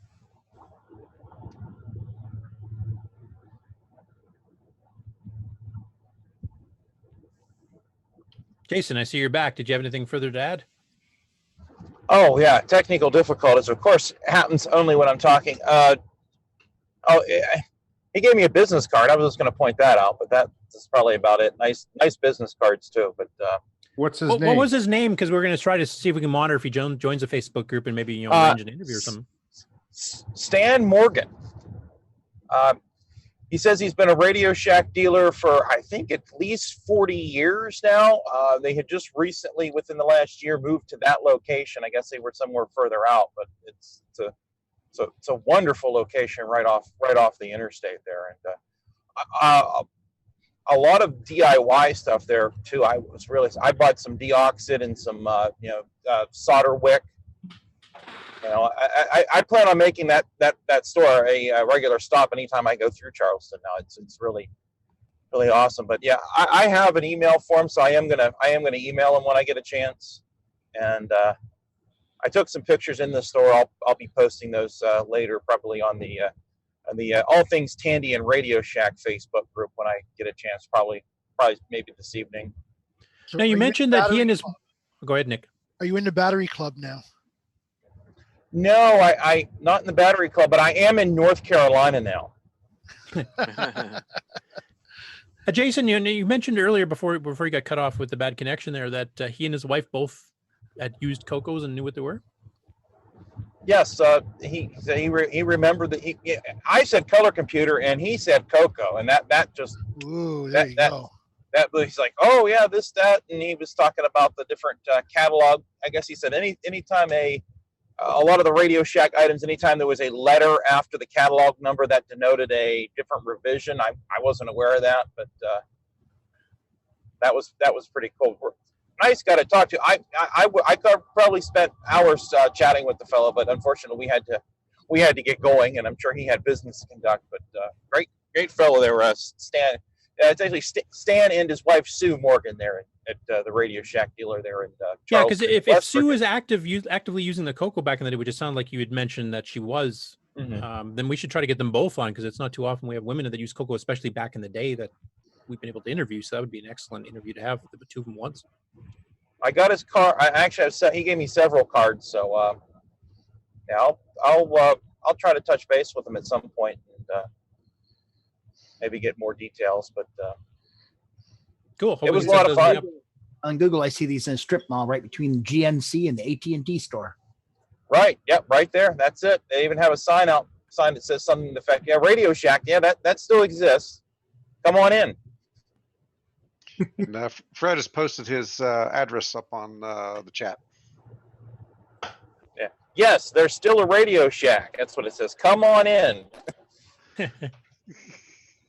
Cool. I hope we can set up an interview. That would be awesome. Did you tell him about the corporate store in Texas? No, I didn't. I thought he told me that all the Radio Shack stores are independent dealers, all the ones that are still open. He said there's about 500, I believe he said. I think the one in Texas is independent too, but they did it just like the corporate stores. Okay. Well, I thought they're trying to reestablish a corporate structure. Some company owns the what was left of Radio Shack, basically. I don't know what their plans are though. Because the guy in Texas said they plan to build like 4 stores or something. Yeah, that was my understanding too, is that they are trying to restart the corporate Radio Shack as opposed to just the independents. Because somebody must still own that name, you would think. I think I thought at one time like Sprint or Samsung or one of those larger companies we've heard of before owned the rights to that. But one other interesting thing at the store, he had these huge like grab boxes and of all different kind of components and stuff. And he said when the corporate stores shut down, that there was a set hard date, and at that date, anything that was left got sent back to the warehouse, and then he was able to go to like the regional warehouse and buy boxes of stuff at like a flat rate.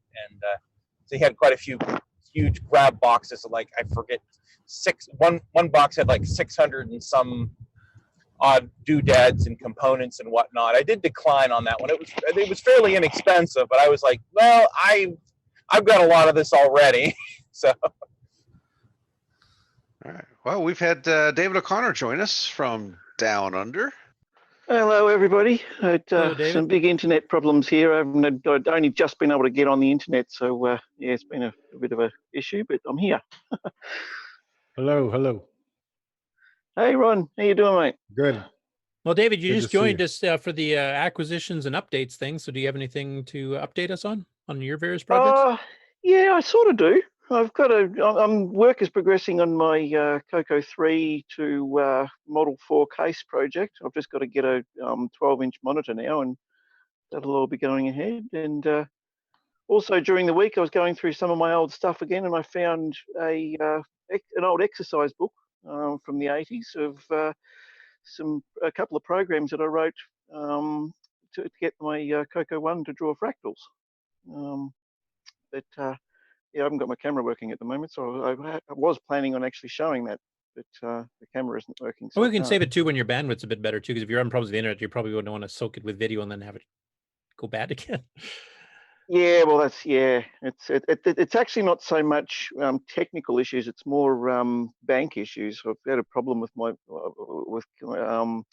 Visa card people and all the rest of it, and direct debits for my internet plan each month. Sorry, not going through properly for some weird reason, and everything's there. There's plenty of money in the account, but they're saying no, it's not working properly. And it's like, We had a oh, big right. issue here in Canada too, at least in my part yesterday.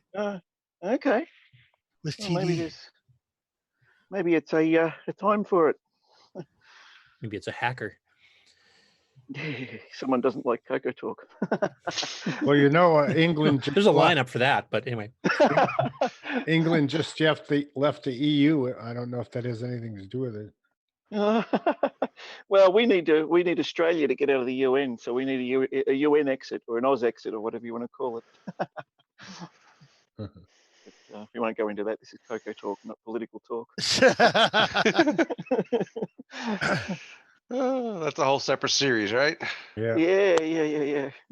We could really annoy everybody in our, in our audience base if we start talking politics.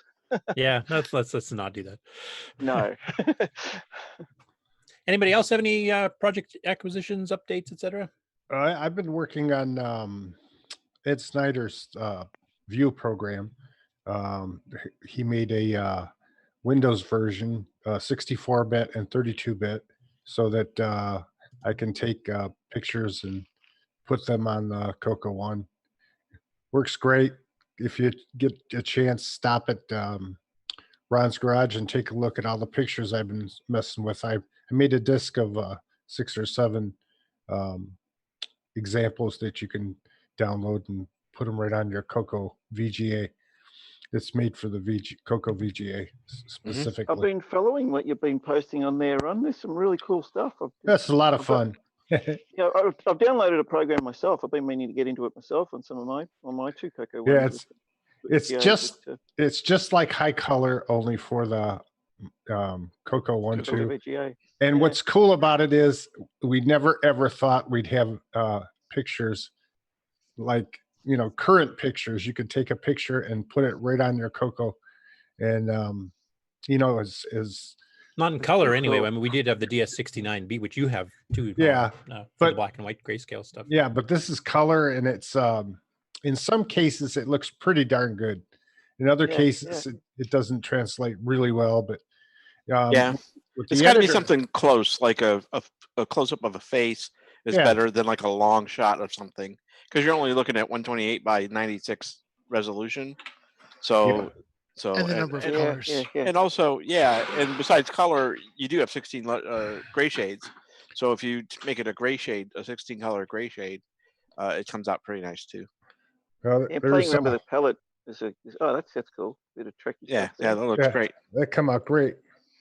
Now, Ron, is that supporting both versions of the Coco VGA, the 512 color version and the 32,000 color version? I don't know. I have the original version, so I don't know.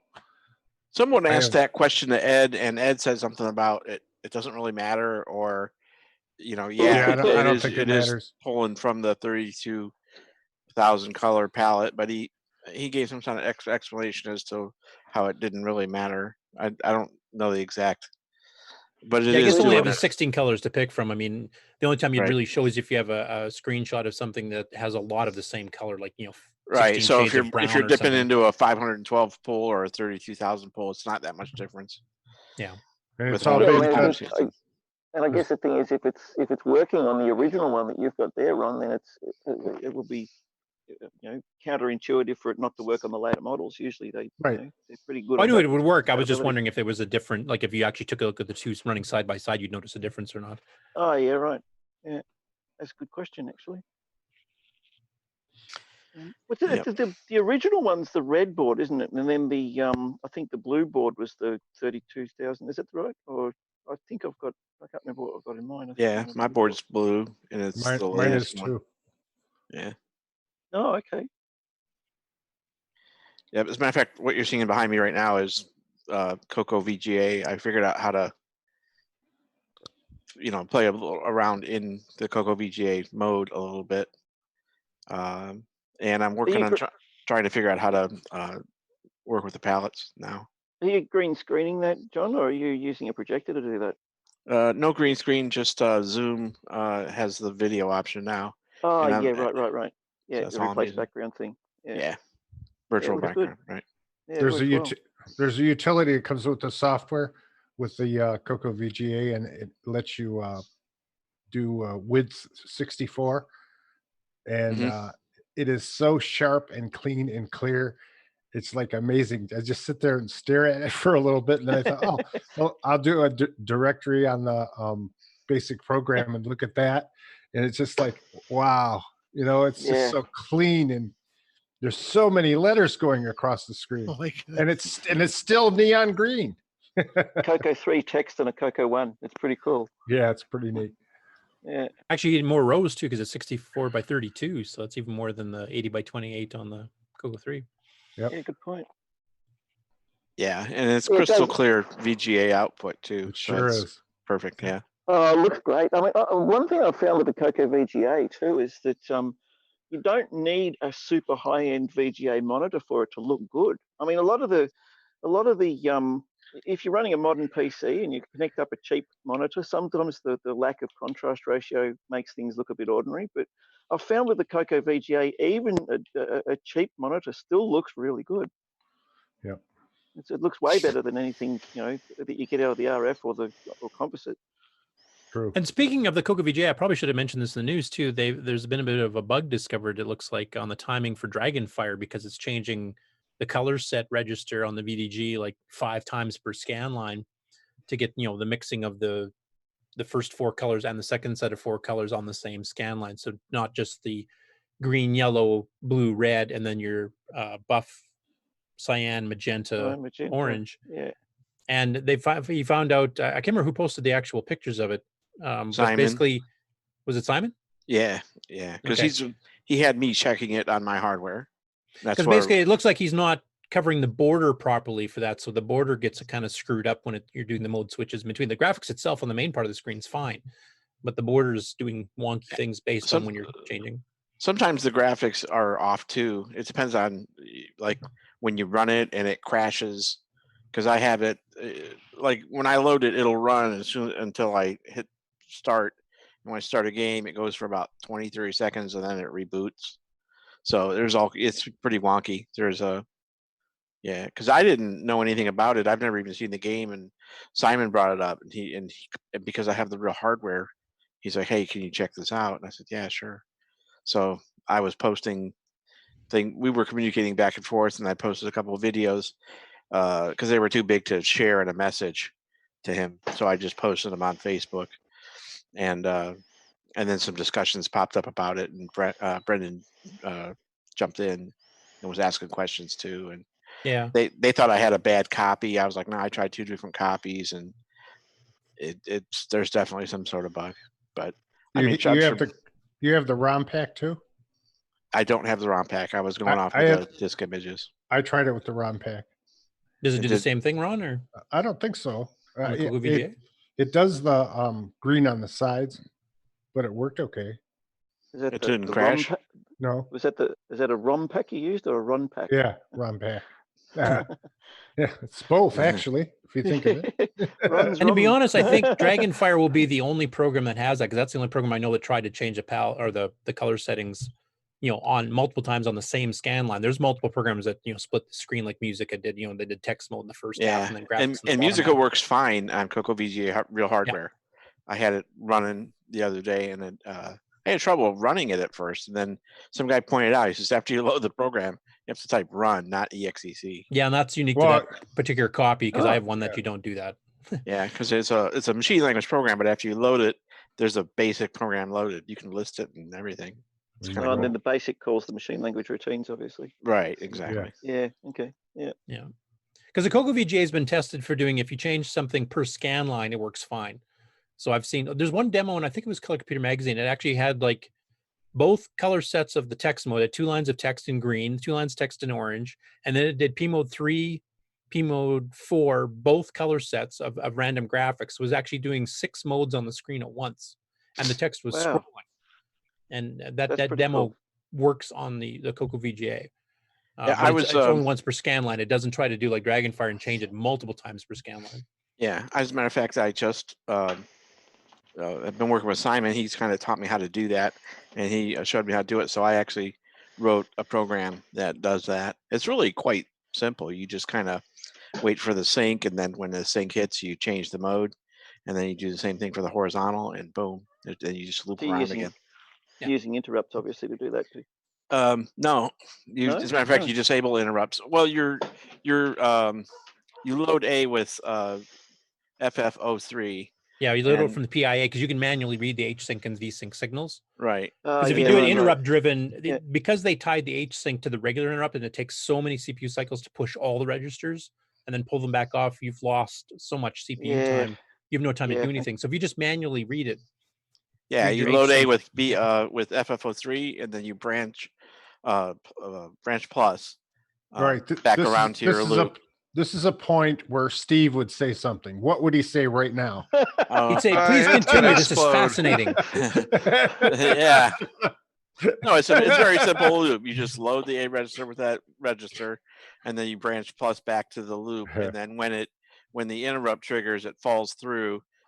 You punch in the numbers to change the mode, and then Load you the do register same with thing different again. with a different pellet for the second half of the line. There's 232. Drive wire. Drive wire. I mean, it's literally like a dozen lines of code, less than a dozen lines of code. Yeah, it's good for graphics demos and stuff. I don't know if I do too much of a game on that. Though some people have. I mean, they've had the text screen and the graphic screen mix. So I think it's time for me, all this assembly talk, it's time for me to get, I've been talking about refreshing my chops on assembly because it's been, 30 or 35 years since I've actually written anything in assembly. So I've forgotten most of it, but it comes back really quick. I've been getting into the assembly book, the brown covered book, and just going through that, and got the Editasm Plus on the SDC. So yeah, I think all this talk is further inspiration to get back into the assembly and maybe write some of my step sequencing stuff in assembly. yeah, and just the fact that we've got all these new games come out, Temple of Rom 2, we've got Gunstar, we've got Digger 3, they're all in assembly, so people can see what you can do in assembly. It's pretty darn impressive, especially now that everybody's been learning. The programs have been at it a long time, are learning all the secret tricks on the gimme type thing to pull off all kinds of stunts, and then they can kind of teach the rest of us lowlings to do the same type of thing. Oh, I'm looking forward to the Gimme X. That's going to be lots of fun. Yeah, anybody else got any project updates or? Curtis, if you give me a minute, I remembered I found something in my garage when I was cleaning it the other week. Let me get it. It's right here. I just have to find it. Okay, I think Ron might have a copyright and Garage found stuff though, so we'll have to check with him if it's okay. Go for it. Okay. Good. And David Ladd, did you have something, Stu? Because you lit up for a second there. Oh, David's got something huge, he says. That's why he lit up. I was digging around in my garage, and I found some old Mark, can you zoom up his screen? Listings, and this is a program. If I can see what I'm doing here, program that I wrote all in assembly language using Edtasm, and this is, if you see the comment at the top, desktop publishing, part of a desktop publishing program. Yeah. Very cool. What year? I think I have if I look, sorry, I'm not more prepared. I should have a sample of its output somewhere in one of these folders. So is this a CoCo 1.2 program or CoCo 3 or? Yeah, we only had the gray CoCo 1. So is this something you published or just oh no, did for yourself? I wrote it for myself. So yeah, I have more. I should have some more stuff in here. This is all from the 80s. I did like font stuff. Did my own fonts. Oh, that's all cool. kinds of things. Let me see if I can find one of the samples. I know. Now, do you still have the program, Mike? Unfortunately, I think the discs got mangled, but I may be able to piece together, from these notes here. I may be able to piece together enough of it to get it going again if I actually scan all this and go through OCR? all of it. So what the program actually does is there's 2 parts to it. Basically, I had played around with Mac Paint a lot, and I discovered that on the Mac Paint disk, they had a whole bunch of fonts, and I figured out how to write a program that could, I either take a text file or a type in, which I think that program that I had actually takes input from the keyboard, and basically wrote a little character generator routine that took the file and typeset the text using the font, and so I made a bunch of different screens of that, and I had another program that took it was 2. Basically, it's all P mode 4. So it's 2. If I find it, I can show you. It's 2 P mode, 2 columns, and 3 rows of P mode 4 screens, and then you put those 6 or 8 put those 6 or 8 screens together into one file, and then I had another printing program, so you could include text and graphics and other things. So that was how this thing worked, and it was all on, Coco One disk system. So I'm not finding the sample at the moment, but I know it's in here somewhere. So how about I dig around and find it, and We'll I'll see get if back anybody to else you. has any updates in the meantime. Yeah. If you were to put all that back into your computer, I guess you'd be doing it via you'd do OCR rather than typing it in these days, wouldn't you? Oh, of course, so I much would better. do. Try to get a good scan of it and debug it afterwards for one odd character. Yeah, that's the problem. yeah. With OCR. Yeah. Well, that semi-graphics game I put up from Spectrogram magazine, I had to do that too because it scanned a few things wonky. I had to go fix by hand afterwards. So. Probably better off typing it in. No, I found that's way too much one typing. that's not on found one that's not on the computer, but this was just a typewriter paste up, the Furman Gazette. But I definitely have a printout somewhere. This is not done on the computer, but this is from 1989 earthquake here in the Silicon Valley area. So hi everyone, we're all okay over here. Let me continue look. Okay, well, whilst Mikey is looking, David Ladd, did you have a update? So Grace Weasel. Actually, that was one of the things I was gonna mention. For those that haven't heard, the Grease Weasel is a device that you can hook to the USB and hook a real floppy drive to it, and you can read those disk images as what they call flux images. And what I've been finding is that it's very handy, especially if you have damaged disks that you need data off of, because then you can actually see the data. But it's been handy because the fact that I've been able to recover some floppy disks for the MM1 that I don't normally would have access to. So for people that have had old Coco hardware, that like the modified high density controllers, or what was that one floppy controller, Curtis, that you guys had? Sorry, what? What was that? The Grease Weasels are getting to everybody. I mean, the Grease Weasel is a sequel to some other stuff that was done on the old AT bus, and the biggest thing I used it for when I borrowed one from Tim Lindner is that because it reads at the raw disk capacity or raw disk level, like of charges of magnetics and stuff, you can read any disk format. You can read, ones with all kinds of weird copy protection because it'll read it literally. It doesn't care about, what the disk controller chip thinks it wants to do. So I was able to make backups of a lot of copy protected stuff that, either was cracked improperly or wasn't cracked at all that I had found. So it's helpful for that. So if you have any copy protected disks that haven't been officially cracked yet properly, it does allow you to make backups and make DMK or SDF disk images that you can then use to play those programs or games. Sounds like quite a useful utility for that alone. Yeah.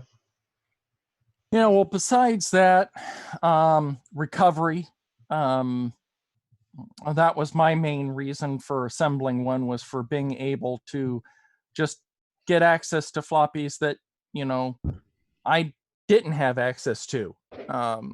Like right now, I don't have a floppy controller that is capable of high density on the CoCo at the moment, but I used to use it all the time back in the early 90s, which of course, I can't read the disks because, PC USB floppy drives only do 512 byte sectors, period.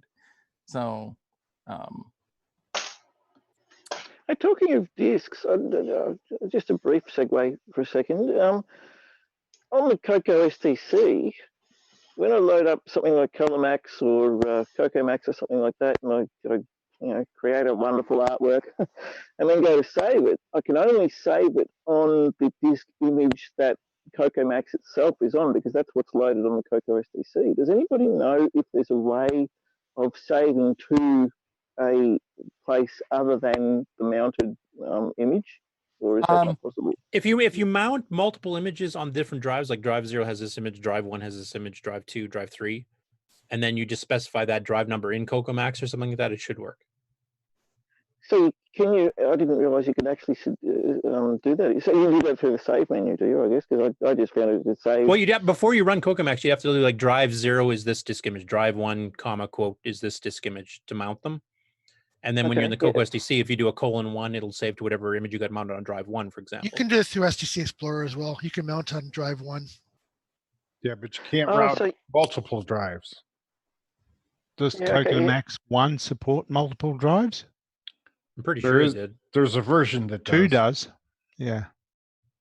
Yeah, but I'm mostly interested in ColorMax at the moment, because I can use that with a standard joystick with ColorMax for sure does. ColorMax and ColorMax Deluxe and CoCoMax 3 all do. Yeah, okay, cool. But at the moment, I've just been duplicating the image with the program, and then for every image that I create, I'll have a copy of ColorMax on that disk image. But it seems like a bit of a, with SD, modern SD, it's not a problem, but it's still a bit, it's inefficient. I think on the SDC, drive 2, drive 3 are drive wire only, not SD card images. No, you can override that, I think. No, it's a hardware limitation. Oh, okay. So you can only do drive 0 and 1 with. Yes, correct. Because it emulates a double-sided drive on drive 0 and drive 1. Drive 2 and 3 through SDC Basic are drive wire drives only. Or if you do the drive off command on those 2 drives, then you could access a physical drive. That's what I tried, because I have 3 floppies on one of my systems, so that makes sense. Yeah, or if you do a drive off on drive 1 and you have a real floppy drive hooked up, then you could save to drive 1. Right. So, but yeah, no, you. So in ColorMax itself, I just type in the file name that I want to save it as, and then do like a :1 for drive 1 or something like that. I don't know. I think you choose under the menu which is going to be your data drive and which is going to be your main program drive. It's been a while since I've used it. But... Yeah, okay. I'll do a little bit of experimentation then, but it's good to know that I can do that. But I mean, not that it really matters, because like I said, with SD cards, you can multi-gigabytes and stuff. I'm never going to run out of space on it, saving stuff from the CoCo, but it is good to know that I can do that. Yeah. David, did you have anything further to add to your floppy endeavors? I almost can't believe I'm asking this. No, actually, you're fired. Now, yeah, please tell us more about. Hey. No, actually, right now I don't have anything to add for the floppy. Okay, thanks. Bye. At this time, Nick, don't make me actually come down there too. But stuck in an elevator again. Yeah. And as far as the mouse stuff, no, there's no updates on the mouse. Sorry, guys. I know you've been asking me. There's no updates yet. More importantly, is there any update on you cleaning your room? No comment. Translation: no. Which project have you finished? Nick, up, you're not going to get a mouse adapter. That's okay, Nick. I'll send you one. All right. Are we ready for another break? I got one small update I'll put first before we go to a break. I found a sample of my printer thing. Oh, did you find it? I found one. I didn't find the actual newspaper one, but oh, our streamer got up. Okay, I'll do my little bit first, and hopefully we'll be back to zoom you up afterwards. Then, so as you all know, I've been working on, or not working on, Ease of Use Beta 5 because I've been busy with stuff with my mom and stuff. But I actually did manage to finally get. We're adding a new system call in the new version of Nitrous 9 that allows you to modify a device descriptor in RAM without having to map it in. Because one problem I hit with G-Shell is a pretty big program. It takes, on the 6809 version, it takes 24K of the system of your 64K workspace for G-Shell itself, and then the data area depends on how big your directories and stuff you're running from. And I found out while trying to map in, because basically I want to be able to launch a VDG-based game like Rescue on Fractalus or the Sierra game, et cetera, directly from G-Shell without having to make all these little sub-programs that have to launch other programs to save memory and stuff. And I found out that the way it works right now is when you try to link it in order to modify it, it links in, if it's part of your OS9 boot, it links the entire OS9 boot file in, which for most people is between 24 to 32K in itself, which means if you're in a large directory, it won't even load. It can't link, it errors out with a memory error. So Bill and I have been working on a new system call that will allow you to just pass some parameters to the system call, and it'll go modify it in the system app itself, so it doesn't have to do any of this crap. So no more launching extra programs. We finally got that working, and I'm just starting to work on G-Shell itself now to implement it. I did a quick little test, and it seems to be working okay. But then I discovered, because what I'm doing is I'm modifying regular window descriptors to become VDG descriptors. So you don't have to have all these separate VDG descriptors. We'll be replacing it. Right now, the current version of EOU has 8 windows and 7 or 8 VDG windows. And what it's going to be changing to is 15 generic windows that can change to be a VDG on the fly whenever you want. So that way you could, if you want, you can run 15 normal windows with, overlays and graphics and everything else, or you can run any mix up to 15 of VDG and regular. So it'll be a bit more diverse and expandable. But I found out the way I was doing it currently, it would actually create the VDG window, but when it exits, let's say you played Cronus Rift and you quit, that window is still left as a VDG because you've temporarily changed it. So when you try to launch another program from G-Shell after that window's been closed, the system, or the G-Shell system, doesn't know that that's been changed to VDG, and it tries to launch a normal windowing program on that and immediately craps out the legal type errors and all kinds of crap. So that's what I'm going through and trying to fix right now, is having G-Shell keep track of what the window type was before, temporarily change it to a VDG, you launch your game or app or whatever that you're doing, come back from it, and then it'll reset it back to normal so that it doesn't blow up all these other programs. Because basically the way I had it before is that after you've played a couple of VDG games, you can never create a normal window again afterwards. So that's where the state of that is. But once I get that up and working, I'll probably release beta 5. Because there's a bunch of other things we've already changed in the meantime that have been kind of sitting on hold, waiting for me to get this. I have a question. Hands up. Sure. You say that it's launching a VDG window, but games like the Sierra games and Rescue at Fractalus aren't VDG games as such. They're not using VDG graphics mode. So how do you define then, I mean, when you say it's got to launch a VDG window when the game actually runs in a gimme graphics mode? That has to do with the way Tandy set it up. Basically, the regular windowing system, the regular windowing system is set up to do overlay windows and fonts and everything else like that. And that goes through either a module called CoGraph, originally called GraphInt, or CoWin, which has the higher level menu handling stuff. But basically, those were meant to be stuff where you always go through system calls, or you always go through escape codes to do everything. It was never designed to do direct screen writes. In fact, they didn't even have that enabled. There was no way to do direct screen writes without a lot of futzing about. On the VDG, since they already had this VDG driver from the Coco 1 and 2, they decided, well, how about we add direct screen writes there? Because it's not going to take much overhead. All it has to basically do is map in its screen and map it out. and allocate memory for a high-res screen.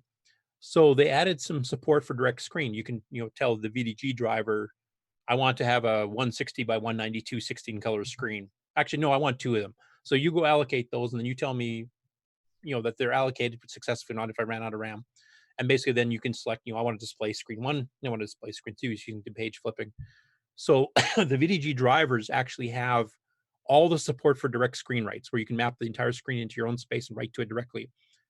Whereas the regular windowing system, you send escape codes and then it goes to the graphics driver that then does the drawing, which of course is slower because it has to do switching back and forth. And of course they're optimized to mix between different resolutions and stuff instead of specific types. So that is the reason, because all the direct screen write games, Sub Battle Simulator, Chronos Rift, all the Sierra games, Rust and Fractals, all the rest of those, all use direct screen write. So they all use the VDG driver to do that direct screen mapping. Now, in Nitrous 9, we've added a way to directly map even windowing screens. So newer authors can use that to their advantage, because then they can mix and match. You can draw text on the screen using a normal, the regular windowing system, and then also map in the screen and then write all your graphics really fast. But back in the day, that was not how it worked. So for backwards compatibility's sake, we have to do it this way. So using this might be a simple, seem like a pretty simple question, but I'm a relative, a complete novice when it comes to OS 9. But on systems with 512K and up of RAM, or 2 meg, because we've got some of us have got with the Boys in Tech updates. The RAM allocations for all of these screens, that's done by the OS, isn't it? You don't have to actually assign it yourself. So you can forget about how much extra RAM you've got and just let OS 9 take care of everything. It allocates get put buffers, screens, the actual windows, overlay windows, which preserve the underlying contents. You don't have to redraw them like you do on most other operating systems. If you pop up an overlay window, it actually saves whenever you tell it to. It'll save everything underneath. And when you say overlay window end, it actually automatically redraws everything that was there before. So that's cool. Things like that. So. And like an operating system. Well, most modern operating systems don't do that either. They actually they send a flag back saying, please redraw. Like if you've resized the screen, redraw the scroll bars, redraw the contents, because obviously it's changed a bit. So that was actually a nice little shortcut for us Coco people. Oh, cool. Okay. Reasons to get back into OS, or not back into, but reasons to get into OS 9. I still haven't really dived in. It's for me, it's been more of a sort of a it's like OS 9 to me. I've got to learn a whole new thing. It's like learning assembly, and it's or learning basic at the beginning. So that's been a bit of a stumbling block to me. But the more I hear about it, the more I hear about the cool things you can do. I keep on thinking, I should really dive in and get into this properly and play around with it. No, I mean, if depending what type of stuff you like to write, it's a lot easier to write certain types of programs, like file intensive programs and stuff and utilities and things. It's a lot easier to write in there because most of the stuff's in the operating system already built in for you. If you want super fast games like like Nick or Chet would write, there are ways to do it, but you will never get complete control of the machine because the operating system has to have some say in the background. I mean, you can set priorities and stuff and tell the rest of the system to slow down. Is there a good resource for a raw beginner in OS 9 to go and learn how to actually use it? Because that's been the stumbling block for me. I've been meaning to ask. Each week I keep forgetting about it. Well, there's books like Dale Puckett's book and Peter Dibble's books on Basic 09 and on OS 9 and OS 9 Level 2 that kind of go as a beginner sample. The OS 9 Level 2 manual is actually not too bad either.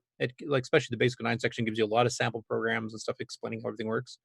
But I do want to, once ease of use is much more stable and feature rich like Bill and I are planning, we are going to be doing a video tutorial series on CoCoTALK on right from the beginning, taking questions and stuff too. So yeah, perfect. That's ideal. D. Bruce in chat, D. Bruce Moore says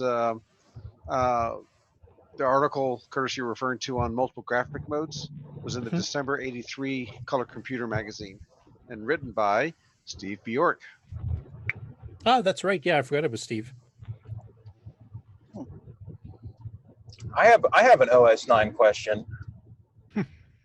How popular was judging by this panel, how popular was OS 9 in Australia? Well, we did Well, have for me, a. I never even heard of it until CoCoTALK. So Well, we did have the OS9 Australian OS9 user group here in Brisbane, actually, run by Bob DeVries. Yeah, and he yeah. was one of the bigger ones. Like he was active Yeah. on the Coco list and the OS9 FidoNet Echoes. Like he was really active. He was one of the main people on it. So that's right. And you guys had your own Coco OS9 newsletter for years too, didn't you? Yeah, the newsletter and the club meetings were every second Friday. And shock horror, I actually used to attend. So now we know how it happened. Well, the most interesting about Nick on that is I remember I've actually read some of the Australian newsletters, and he used to review OS9 games for the newsletter, like Coronis and Rogue and stuff. So yeah, well, those games were good. So when did OS9 come out? What was it? Was it originally? Which one, level 1 or level 2? Well, I guess level 1, the first version that would run on a Coco. Oh, jeez. Like 81 or 82? 83 is when OS9 level 1 came out, Okay. September of 83. And then OS9 level 2 was released a couple months after the Coco 3 itself came out. That's a wonder I never heard of it, because that was right smack in the middle of the time when I got right into, learning to program my Coco properly. So, and I was part of the local clubs in Geelong, where I lived in Victoria. But yeah, I'd still never heard of OS9 until CoCoTALK. So I actually got a phone call from Tandy saying, OS9 level 2 is here. Would you like to buy one? So I did. Wow. All right. Yeah. And it's been propping up your window ever since. Well, that's right. It's my understanding too that they wrote a 68,000 version of it, and it's used in embedded systems and things like that. So they wrote OSK, which is the 68000 version, and for the various chips, so like the 68020, the 30, the 40, the 60. They also wrote OS 9000, which is basically was written in C, but it's cross-platform. So that ran on PowerPC, DEC Alpha, Intel, 68K as well. So I mean, they've had a lot of versions for different platforms. So it's had a life after Coco too. Oh, actually, that's where most of the stuff was done. Actually, the Coco stuff. I mean, basically, I think Microware kind of abandoned it not too long after level 2 came out and Multiview came out, because when the level 2 was supposed to get the version 3 upgrade, Microware wasn't doing it. That was Kevin Darling and a bunch of the other guys that was doing it kind of on their behalf, because they were already too busy with the OSK and OS 9000. They weren't doing anything directly with Coco at all at that point. Yeah, and that would have been the late 80s already. It's funny when I first heard the term OS9 being spoken about when I got my first Apple Mac, my G4 running Pro Tools in 1999, I think it was. Yeah, that's Mac OS 9. yeah. And then I was hearing everyone saying, "Oh, you can run OS 9 on a Coco," and I was thinking, "What? Really?" No, yeah, there was a lawsuit between the two on that one. I think the biggest problem with OS 9 back in the day was that not everyone had a hard drive, and they were trying to use and learn how to use OS 9 with floppies, and that just drove you nuts. It drove me nuts. I didn't even have floppies back then. I still had cassette. Yeah. Maybe that's why I didn't get into it. Well, you had no chance of running OS 9. OS 9 on floppy wasn't bad if you had an no-halt floppy, but Tandy didn't sell those unless you knew about the third-party Express thing, which of course they didn't tell you. Well, I ran it on a disto, and I threw in like a 3.5-inch drive running a no halt, and actually it wasn't too bad. I mean, it was a little bit slower, obviously, but it ran pretty good. You could type ahead and you wouldn't lose characters. The software real-time clock didn't lose time. It was actually pretty decent. Real-time clock. But it was sad that Tandy, this is one of the things I've complained about Tandy before, is that they did not allow selling third-party hardware or software directly in the stores, and they could have made the Coco, I think, a much more popular if people had known all the other stuff that was available besides what they themselves sold. Yeah, that was a big oversight with Tandy. Huge. Tell me why did Tandy do that? See, that's a good segue. Yeah, I think they didn't want to. They were too into their PC line at that point that they didn't want anything to compete with it. So they kind of held the Coco 3 back. It was, there was, Coco 3 could have been more than what it was, but even back in the Coco 1 and 2 days, I mean, they could have been selling Donkey King, Sailor Man, these killer games and stuff for no-halt controllers, which were out before the Coco 3 came out. And they didn't allow any of that, and they wouldn't tell you. Like if you wouldn't ask the manager or something, they wouldn't have a clue it existed. Yeah.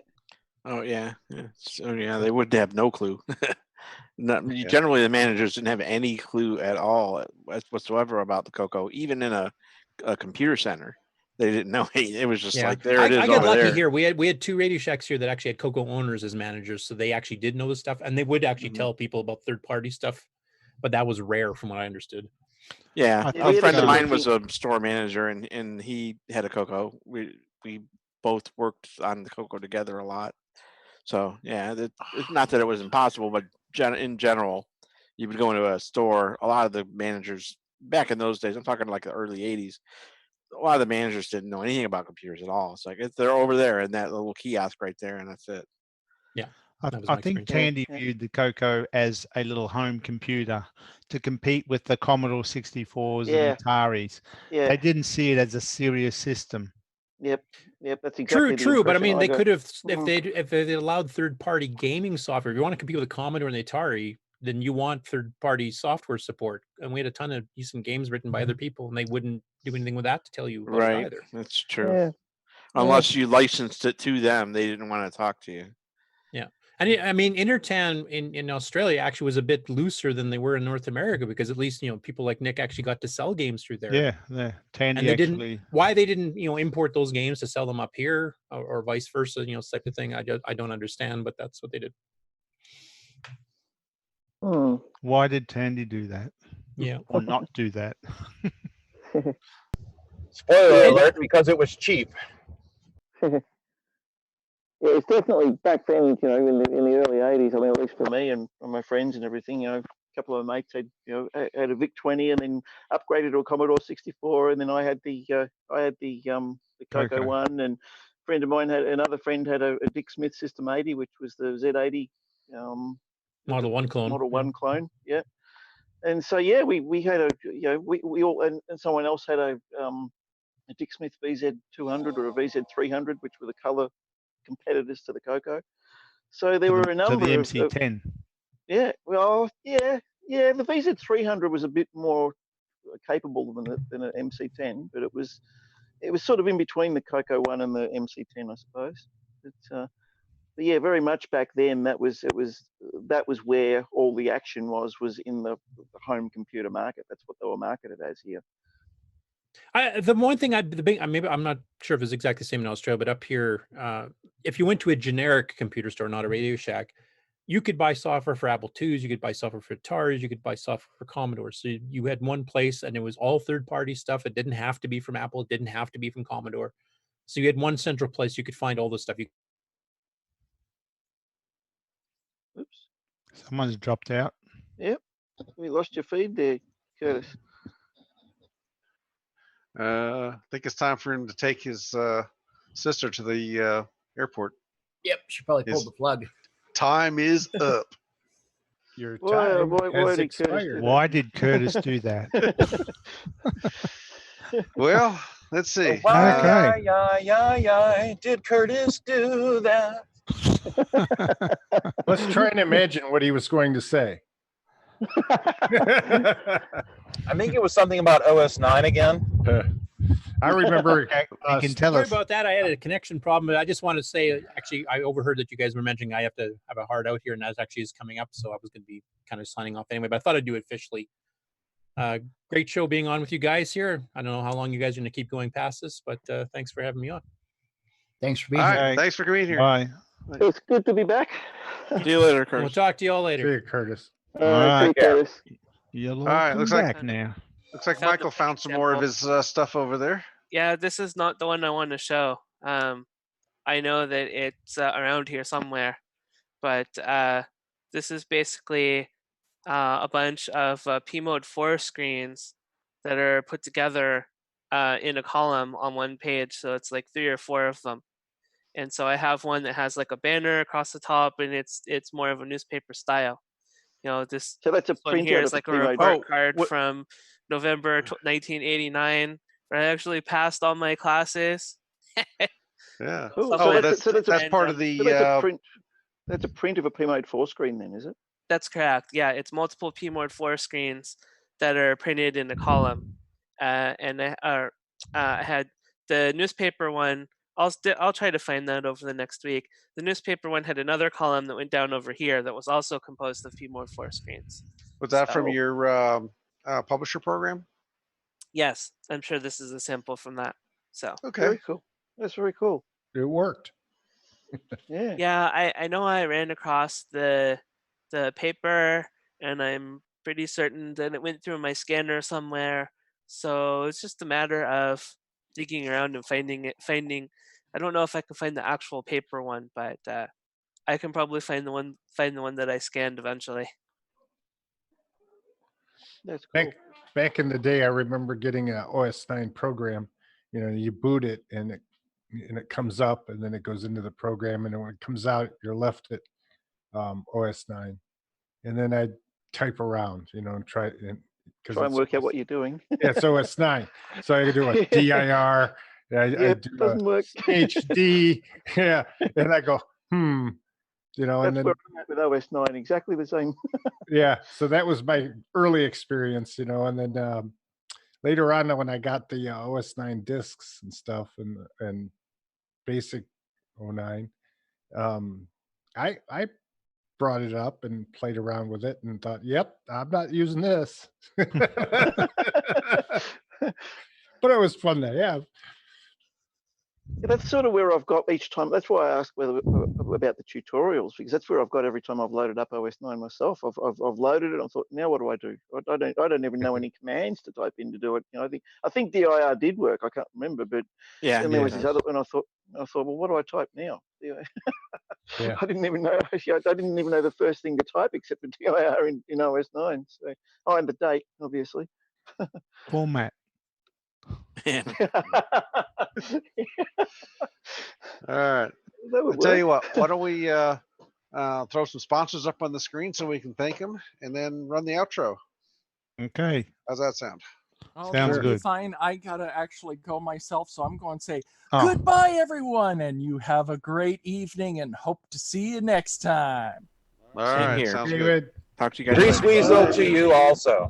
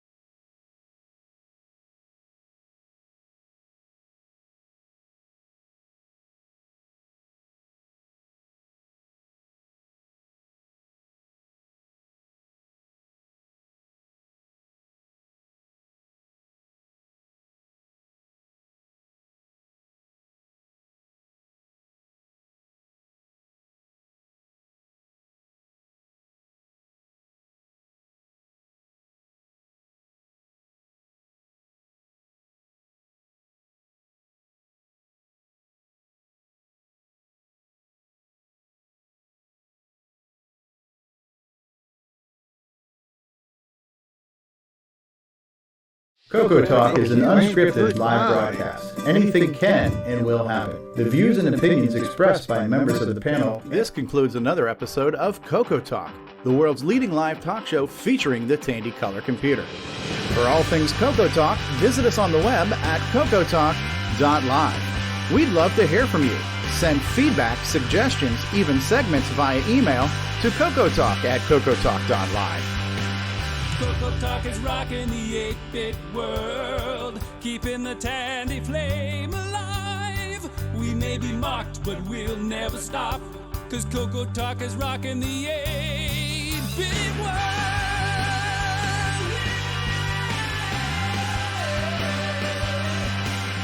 Consider supporting the show with a purchase of merchandise from our retro swag shop at 8bit256.com. If you'd like to become a patron of the show, click the Patreon link at our website at CoCoTalk.live. CoCoTALK is rocking the 8-bit world, keeping the tandy flame alive.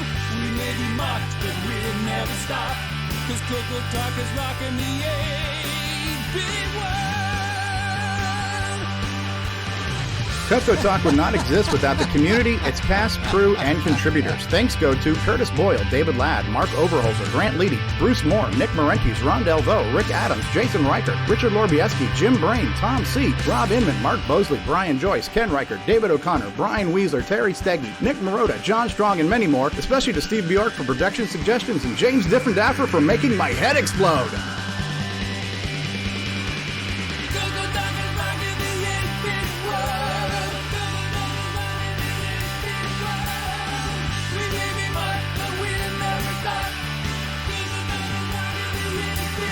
Please help support the CoCo community by visiting some of its various contributors. A list of resources is available at imacoconut.com. That's IMACOCONUT.com. The CoCoTalk theme song is copyright 2008 by D. Bruce Moore and Greg Sheeler. Mixed, mastered, and produced by D. Bruce Moore.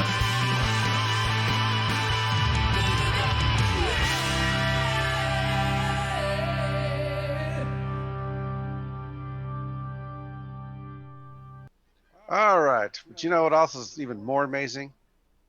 It didn't crash. 2.5 hour show. My computer didn't blue screen. Yay, Windows. I think we made up for it with my phone crashing today. So, Are we offline? Oh, no, not yet. Crash. this is the post-show segment. Nah, this is the parting thoughts part. We're Show I'm number one. going to come in and eat with you. This is where you brush your hair to each side. So anybody got any parting thoughts? Or I'm have they all thoughtless. parted already? Goodbye and time for lunch. Thoughts have Wash, started. rinse, repeat. Okay, Yep. we're gonna Everyone's- push the everyone's button. good. Oh, well, bye. Hey, we lost Ron. Bye, everybody. Hi, y'all. Bye.